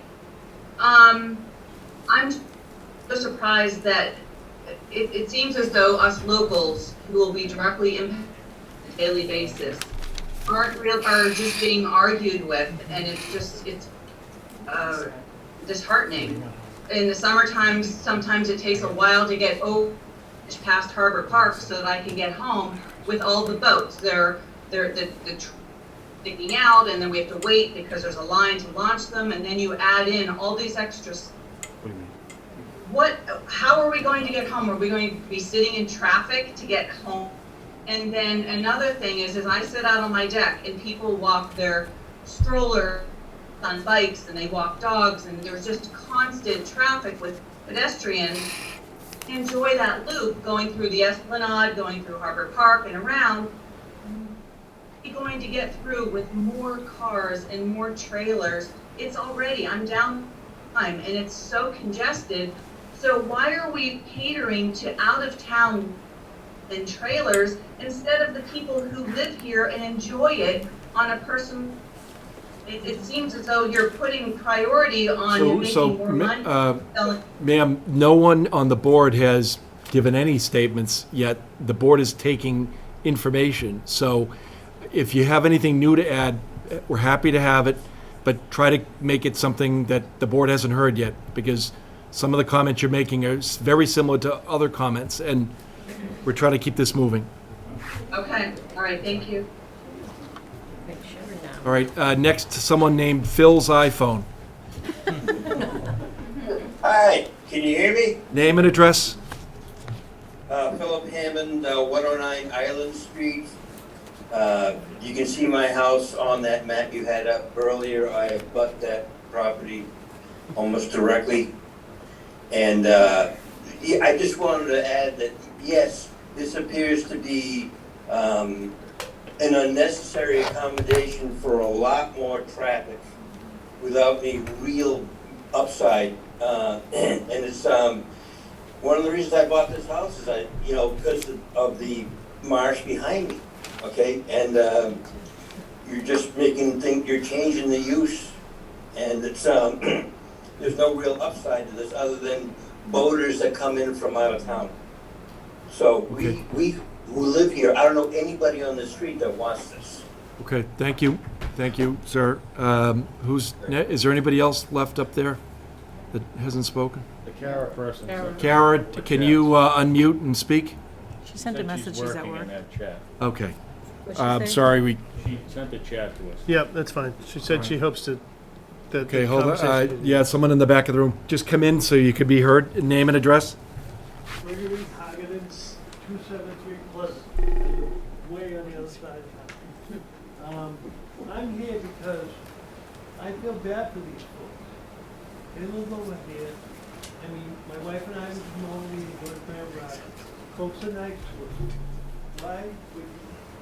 And I mean, no disrespect to the house master.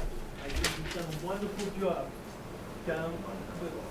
I think he's done a lot of things right. He's a great brilliant writer. Testing, very good. But I don't think this is a well thought out plan. My question was already answered, but I will ask the board, will you consider a traffic study? Because, Counselor, you and I both know that if this was a private entity, number one would be a traffic study. We all know that. But yet, there's no traffic study. So in my opinion, this presentation is incomplete. It should be continued. Thank you. Can you explain to them? No. Anybody that hasn't spoken, go ahead, ma'am. Yeah, Patty Depew, 90 Island Street. I've lived there for 46 years, and the traffic is a problem on that street, and people do drive down there like a bat out of hell. We've already had one woman killed right in front of my house many years ago. Parking is not great. There are people who do park on the sidewalk, so if you try to walk on the sidewalk, you have to walk in the street to get around them. Are you talking down in Brant Rock, or are you talking here in front of this site? Island Street in Brant Rock, adjacent to Linwood. We are corner. Okay. I think it's a problem, and we've seen the increase in boats coming down the street, and they're not particularly careful. But I agree that the cars aren't either, so I'm not just blaming that on boaters. But I think that it's something that really needs to be looked at more carefully. Okay, thank you. Yes, last time, please. Diane Jordan, Bancroft Street. The gentleman who spoke a couple minutes ago mentioned about asking for a traffic study, which quite a few people have spoken about, and said that if this was a private project, it would be required. So my question to the board is,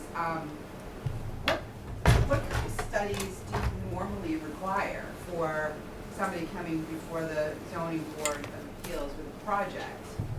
Normally, would you require traffic studies or environmental studies or safety studies or bridge weight studies or any of those other things if it was, say, a restaurant going in or So there's a business going in? there's a bylaw, section 305, 1110, traffic impact study, and in order for a traffic impact analysis to be required, the project has to be for a development that requires a special permit for a principal use within the B1, B2, or I1 zoning district, or which would have anticipated average peak trip generation in excess of 80 vehicle trip ends, or an average weekday generation in excess of 800 vehicle trip ends. That it doesn't meet the requirements to trigger a requirement for a traffic impact study. Not is it 80, is it less than 96? It's, if you look at the section, it only applies to certain types of projects with certain traffic thresholds. And What about the bridge study? With these big trailers going over those bridges? again, maybe the harbor master, can you answer the questions about the capacity of the? I'm asking the board. No, ma'am, that's not how it works. The board is the one that asks the questions, okay? And the harbor master and the people that are here answer the questions, and then they decide whether the project gets approved or denied. So would you normally ask a person applying for a permit? Well, Can the bridge hold the traffic? we just asked the harbor master if he could answer the question as to whether the bridge had the capacity to handle the work that needs to be done across it. Okay, so did he answer? He didn't yet, no. Oh, maybe he would. Let me answer that, Bob, or? Yeah. Yeah. So the bridge can handle it. There is a bridge weight limit. I know there was work done on it a couple of years ago by DPW, but I will work to get a weight sign put up there with the help of DPW. You would put a weight sign? Like, I think one person mentioned the weight capacity. I think it was Mr. Arsenal. I will work with DPW to try to get a sign put up there for that. I know they do have the number. I don't know what the exact number is. I'm not the engineer, but I do know they did work on it a couple years ago. Thanks. I guess my point is, I just don't feel like the board is asking questions that they should be asking. Oh, I don't really, I've never been to one of these meetings, so maybe I just don't know, but I feel like the board should be asking for a lot more information on this project that they're not asking for. Sure. Does anybody on the board have any questions they want to ask? So at this point, this board has received, what did I say, 50-something? 54. Submissions. I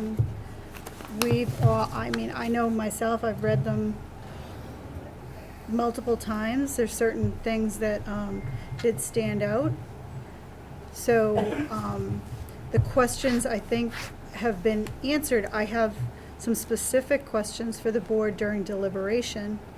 The traffic studies, I've come to find out, for example, with the marijuana that came into town, they were using peak, they had to cross out and not even include peak hours. So the traffic study, I don't think, and I would agree with Bob in this case, is not relevant to get that kind of information. I don't know what else the board has to say, but there are. Does anybody else on the board have any questions? I would just say that over all the meetings we've done, we've received all the questions from the audience and the people outside of the audience, and we've got answers the best we can that we've all seen. This is one of the files on this project here, but I think we've all reviewed them best we can, and again, tonight, we have all a new set of circumstances that any of the new questions, we will then ask to get answered before we're even able to deliberate. I mean, I'd like to say one other thing. At the last hearing, we all were in a situation where, do we close this hearing or do we allow the public another opportunity to speak and to come up with professionals or expert testimony or anything of that nature? And I believe that we've received some correspondence in regards to that. So I'm glad we kept the record open. For what tonight has brought to us is a responsibility of the public to also have information with expert witness, expert testimony, and things of that nature to support any argument that they may have. So in light of that, I'd like to defer to the board. Does the board want to hear any additional information from the harbor master? Do you need any more information? I don't need it. Anybody else? You want to close it? Is that what you're saying? I don't know, I'm asking you, it's your meeting. So each one of us. No, can no, no, answer no, how- wait, the board's talking. Mark, do you need any more information? Do you? From the harbor master? Yes. No. Larry? No, I'm good. We've had a lot of input, and the audience needs to realize that we do get quite a bit of information by email, documents that we have read over, we have gone over. I think Lynn made a good point that this meeting was kept open for the input of the community. I, for one, and I know the rest of this board, takes the input of the community at heart. That's basically what we're here for. I'm not wasting my night. We're here for a reason. Okay, anybody else? I don't have any other questions.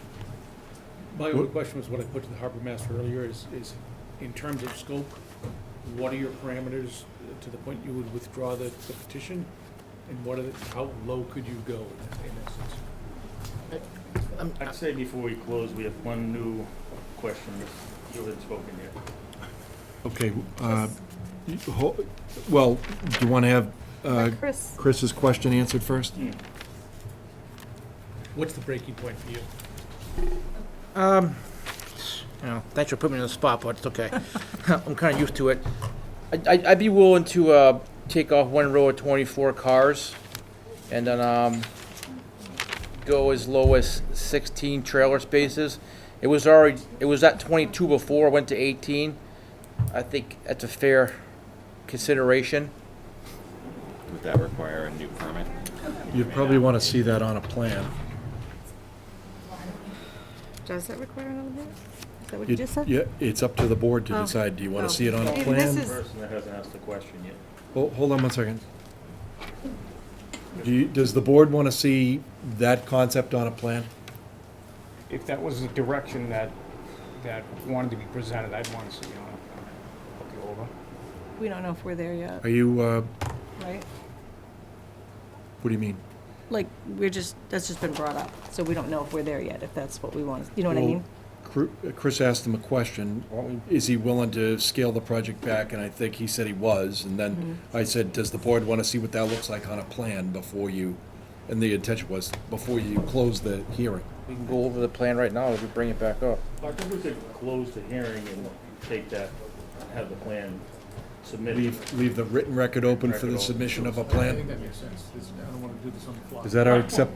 But we're only looking at his application as it is right now. Right. So Right, we're- but you'll leave the written record open to see a plan showing what he just described, elimination of one row of 24 and 16 trailers. That's what the record be left open for. Versus us conditioning that to occur. Correct. Well, we can condition it. I'm not saying that I'm in favor or not in favor, I'm waiting for a responsible deliberation. When did we deliberate? Just to follow up on that same issue that's been raised, and again, there's been a great deal of talk about traffic, and would it be within, be acceptable in terms of your petition, because that's what we're here to judge, is the petition, not all these other issues. All right. Would it be within, acceptable within your petition to condition it to say that the trailers simply can't go down Island, Ocean, or Central? I think it's a great idea. We'll try to, with signage, we educate people the best we can with it, absolutely. I'll do my best on that. I mean, signage at the parking site, right turn only, I mean, I'm all willing to do that. So a couple of people haven't spoken. Ma'am, you haven't spoken. If you've spoken before, please save it, or if the comment's already been made, please save it. Go ahead, ma'am, in the blue. Marie McHugh, 89 Cherry Street, right there at the bridge for 60-plus years. My dad had the house for over 70. I've been a witness, and my relatives also, hanging on the back deck, watching the bridge be built, watching the bridge sink a little bit, and the boats flying over the bridge. And trash being thrown out over the bridge into the marsh, into our backyard, pretty much. We've kept it up all these years, the land, and we've seen a lot of different things take place. But with the people flying over the bridge and it's not monitored, the police don't, the cameras can't be working because nobody chases down the cars that fly, and sometimes I wish somebody would hit the wall of the bridge. But if they're coming off the pier, flying, and they're going over the bridge, how is a trailer, whatever, coming out of this new parking lot? Or how are they turning around in the parking lot, coming out onto the pier road, or the pier road coming into the parking lot? I mean, you have to expand it more than what I can see on a map. And it's just not conceivable for me to understand how you can do this to conservation land and wildlife that's been there all my life and before me. All right, thank you for your point, But the okay? safety is a main issue. That's been made And I've clear. actually, All we've right, witnessed a ma'am, dog we're gonna being go on to the next person, okay? I'm talking about safety. That, But someone's you're dog has joining been about. knocked over the bridge Ma'am, before. ma'am, you've heard it from about 20 prior people, so I Not- appreciate your comment. Go ahead, next, I don't know why you ma'am, cut people off. because the board has heard No. lots of people talking about safety, and you I made yourself haven't clear. spoken. Go ahead, ma'am, go ahead. My name is Marlene Labossiere. I live Unbelievable. at 75 Central Street. We don't want it. Put I'm a that- cancer survivor. And I'd like you to ask Mr. DeMayo whether I'm safe where I live when his project digs up these dredge spoils, these toxic dredge spoils. PCBs. Could you ask him that, please? Well, could you maybe explain to him why you think it will cause you harm? Yeah, I mean, he's not It's a, contaminated. he's It's not. toxic. Ma'am, he's not a doctor, he's a harbor master, Does he okay? understand the word toxic? Ma'am, don't yell at me. Does he understand what toxic Ma'am, means? ma'am, you made your point, okay? I will ask the harbor master if he can answer your question, okay? And I understand you're passionate about it. Mr. DeMayo, do you have anything you could say to help Mrs. Lavoisier? I hope so. And all the material that was put there is required by DEP water quality certificate before it can even be placed there. Can't hear you. He said that the material that's been placed there was tested. And labeled toxic. Yes, it was tested. You made your point, I Well, understand. why isn't he admitting that? Ma'am, that's not what he's here to do. He's here to present his Well, project. he's here to be honest. Well, ma'am, he's answered every question. that Not he- my question. Well, ma'am, I don't think he can fairly. No, he doesn't want to answer it. Ma'am, all right, you made your point. Next, ma'am. My name is Michelle Collins. I live at 41 Park Street. So thank you for listening to me this evening. And I love some of the ideas that Mike does come up with creating this park and creating some new ways for people to, maybe that are further away, come in and enjoy it. But we have over by Hedda as a whole parking area. And I grew up on Cherry Street and also on Water Street. And my daughter was also graduated from Marshfield last year. So we value it. I actually stood with Mike side by side for 3 years and really applauded him and still applaud you, Mike, for your wonderful efforts with what you've done with the park and for our community and for all that you have brought to our area. So it's not just a bash, but I think what we're missing here is that we're seeing some flags right now. And I'm a project manager and a designer and I work for a large developer. So I have to be accountable for everything I design and put my hands on as a project manager, as a professional. And I know what we have to go through with grading, environment. I worked down in Mashpee, I work a lot in New England.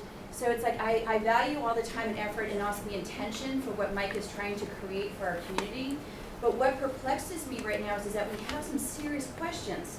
We have environmental questions, which we have actually taken some that's been deemed toxic, which we don't know the levels of toxicity. We don't know how long it's been sedimented. We don't know if things have settled. We don't know how far he can actually grade before it might disrupt some things that might have settled. So these are great questions, and I would actually volunteer to help Mike find out those answers, but I just don't think we're prepared today for people to be excited about this. It puts fear in our community. Until we have the right answers, then people won't support that. And that's safety across the boards. You know, and so with people's good consciousness, we can create these wonderful places, whether it's a parking lot or I love the idea of having you have that walking path. I think that's fabulous because it gets people off the street where there is traffic. And that's a brilliant idea, but I just think that we need to be a little bit smarter about, moving forward with these types of projects and have these answers to let all the neighbors feel comfortable and safe and to be mindful, because that's what makes a great design and a great community. So I thank you for your time, but I do oppose this right now, but I would step up and help you, Mike, and I would support you to try to make this area really great for our environment, for our neighborhoods, and to really enrich the park that you first started, so you feel good about this and everybody else feels good about moving forward. And that's Right. what makes a good community. So thank you for your time. Is there somebody else over there that wanted to speak? Go ahead. Last time, because you've already spoken once. I understand, but other people have also, so thank you. My name is Madeline Daly, I'm on 18 Bradford Street. I have a concern about the lady that stepped up and said she was in a butter, and she received no notice. Mr. Mayo said that he had 195 abutters, and he only received a petition of 77% of them. And No, I see. Lynn made a statement that she only received 54 submissions.